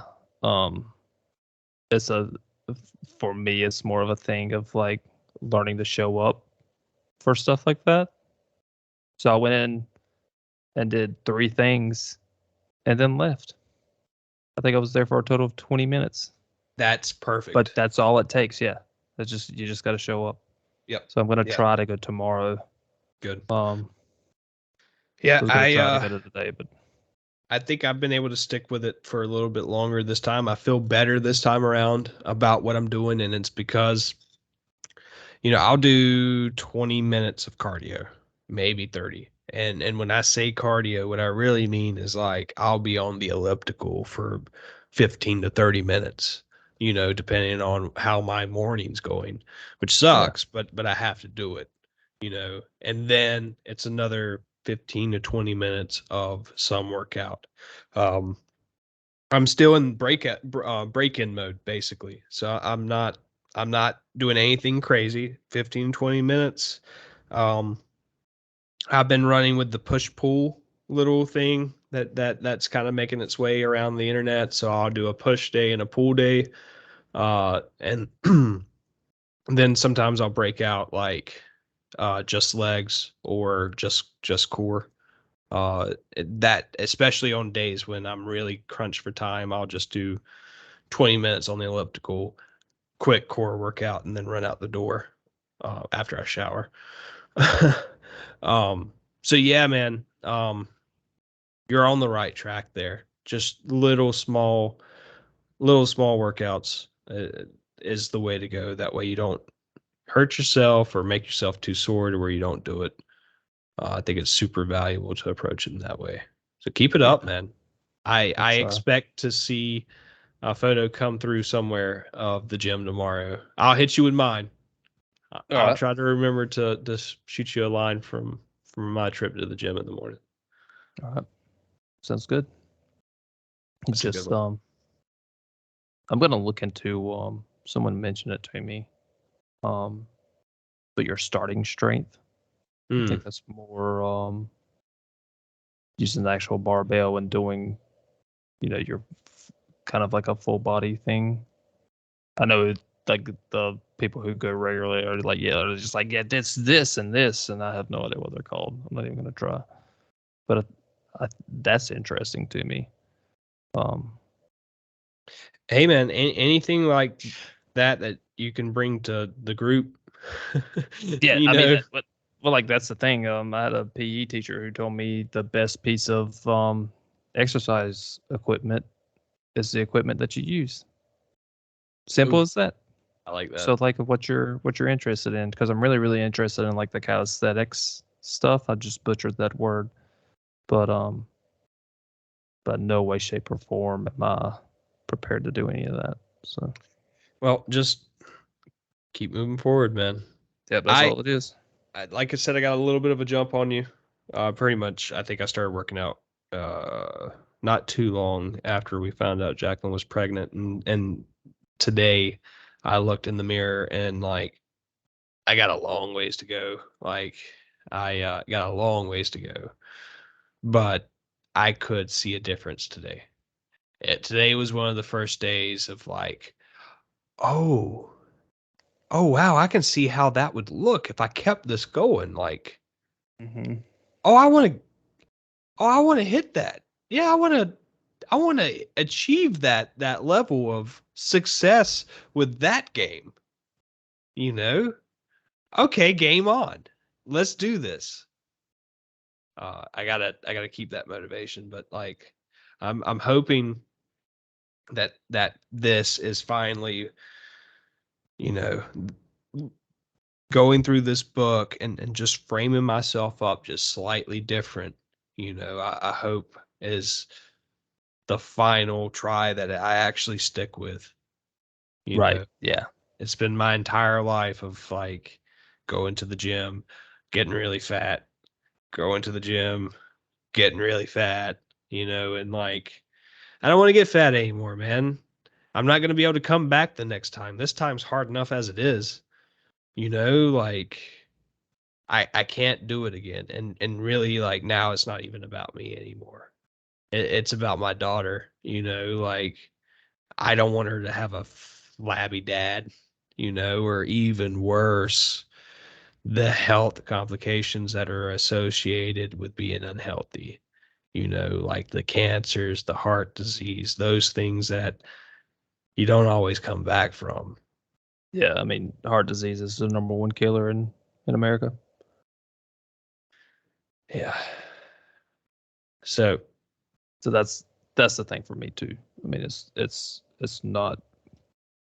Yeah, sure. I want to look good and feel good, but it's mainly for the family. sure. Yeah. It's definitely column A, column B. Um, I do want to finally like not be ashamed of myself. I still have some pretty bad, and I think rightfully so, bad body image. Like it's not so great right now, but um, yeah, that's got to be changed. But yeah, it's not. And really, man, I'm such a jerk to my wife. You know, think about it, bro. Like she met me when I was 23. Granted, I wasn't really taking care of myself at 23, but at least I was in okay shape, you know. Uh, that went south quick. Poor Jack. So I owe it to her, man. I owe it to her, not just in an aesthetics side of things, but like, I mean,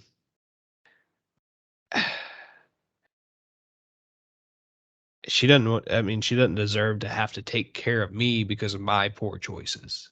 You Yeah.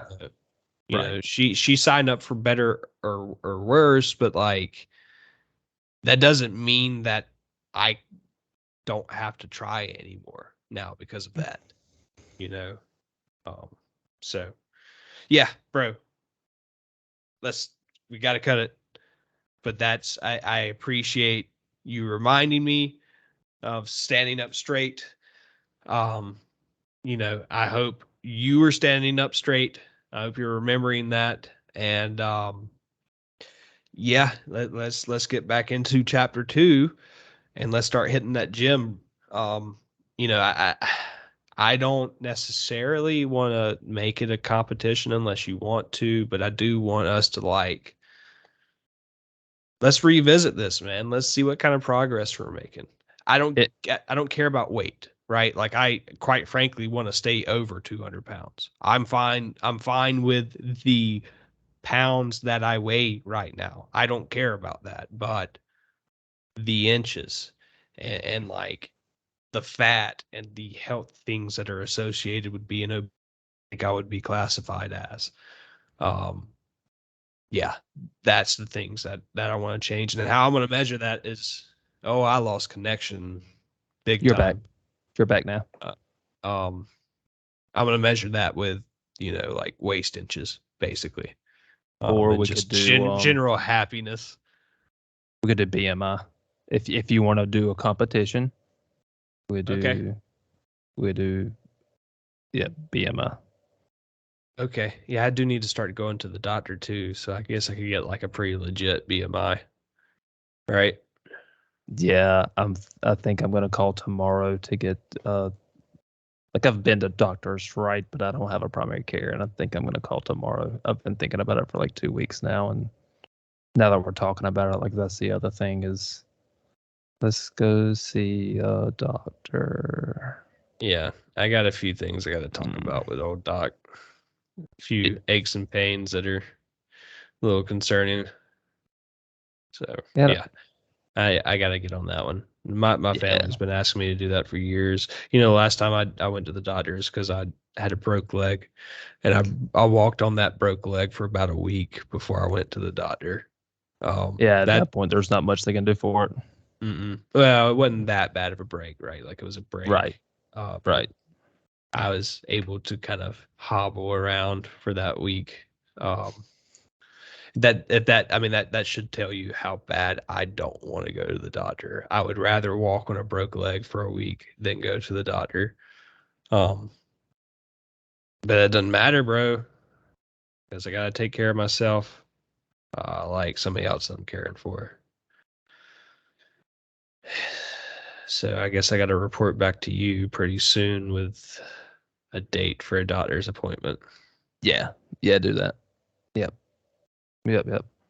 All right, I'll do that. Oh, All right, well that's a good deliverable to end on. I think let's call it a night here, man. yeah. Let's go to bed. All right.